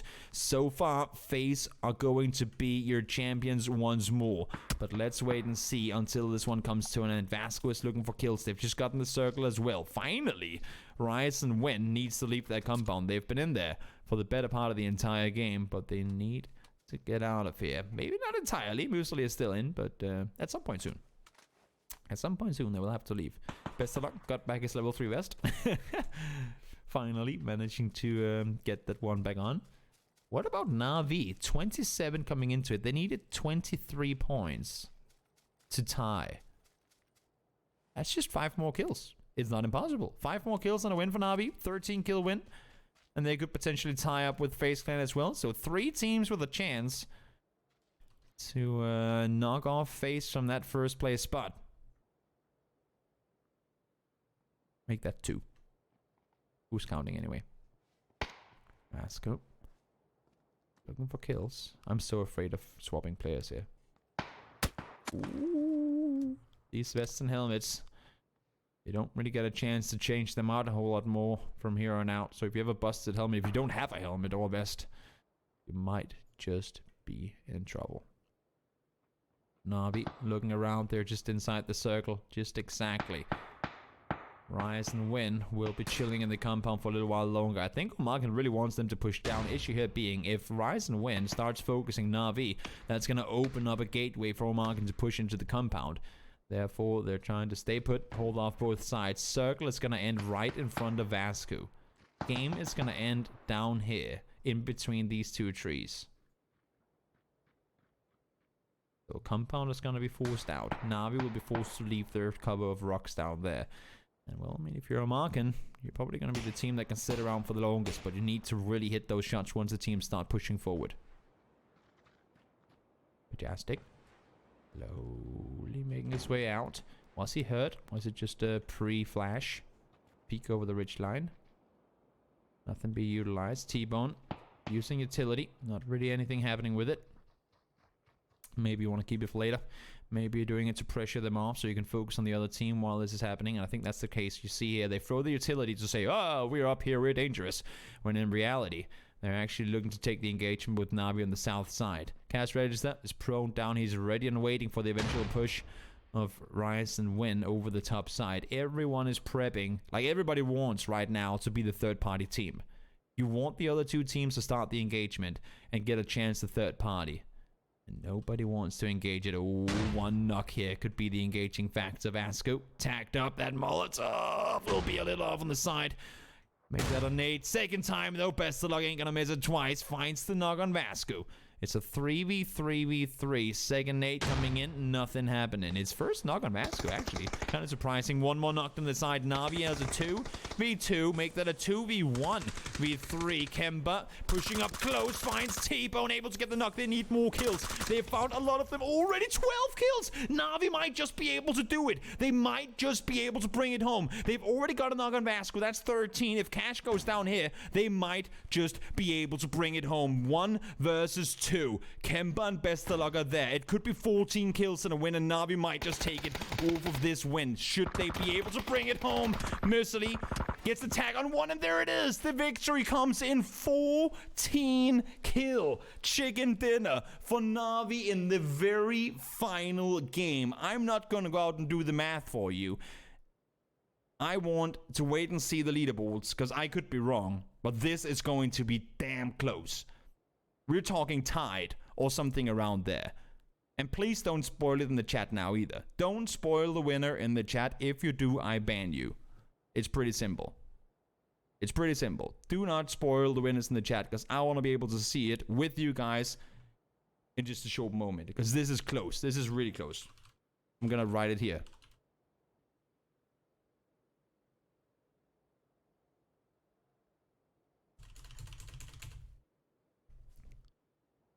Very simple. Now I've spammed it like 16 billion times. This is going to be close. This is going to be extremely close. I'm just waiting for the update. We're F5ing until GL servers go down. No, sorry. Too soon. We're just waiting to see how this one comes to an end. If my math, I don't want to say anything, but if my math is right, FaZe win by 1 point, but I'm not sure. I'm not completely sure. I think FaZe might win by 1 point, because Uber got the 2 kills as Hyperion came rotating around. But we're just waiting. Waiting to see the final kill. Oh my lord. This is gonna be close. I'm F5ing. While we're waiting for the updated leaderboard, of course, I want to say again, thank you. Thank you to all of you for tuning into my tournament. I am beyond joy of seeing so many people be willing and excited to watch this go down. And yeah, just in all fairness, thank you all so much for tuning in for this. It's been amazing all the way through, and there's going to be more of it, as I said. And it's going to be even better. It's going to get even bigger. Hopefully, if you can find some sponsors, we can increase prize pools as well. That's the main thing for me right now. Want to be able to increase the prize pools, but we do need to find some sponsors in order to do that. So if you know someone out there who is involved with something, you can reach out to me. It would always be great to try and see if we can do that. But yeah, just to be able to add the monthly final to it as well, I think it's really gonna make it top over. Leaderboards are here, guys. Are you ready? Look at this top. Look at this top. You said Toby's Tryhard Thursday. Oh my lord. Oh my lord. Face Clan 52. Navi 51. Team Phantom 50. They're 2 points apart. The top 3 is 2 points apart. No way. No way. That is insane. That is absolutely insane. Wow. Wow. What a way to finish Toby's Tryhard Thursday finals week 3. It's a tricky thing to say, but I got it down. Thank you all so much for tuning in. Congratulations to FaZe for once again claiming first place in the tournament. Navi, you were damn close. You were damn close. But fell 2 kills short of taking over first. Insane. FaZe Clan only getting top 8 in 2 of the 6 games. They were outside top 8 in 4 out of 6 games and still managed to win. They didn't have a single win all day, and they still managed to bring it home off of 40 kills. Very impressive, to say the least. Thank you to GLL for helping me set up everything. Let me just take out all of this. Thank you to GLL for helping me set up everything. It's been a joy. It always is a joy working with you. And for on the Tuesdays, of course, thanks for all the casters to tag along. Thanks you to all of you for watching along. It's been great. Thanks for the mods who's been helping in the chat. Thanks for the support. I love you guys. I love PUBG, and I want even more of this. It's amazing. It's great. And I will see you all on Tuesday.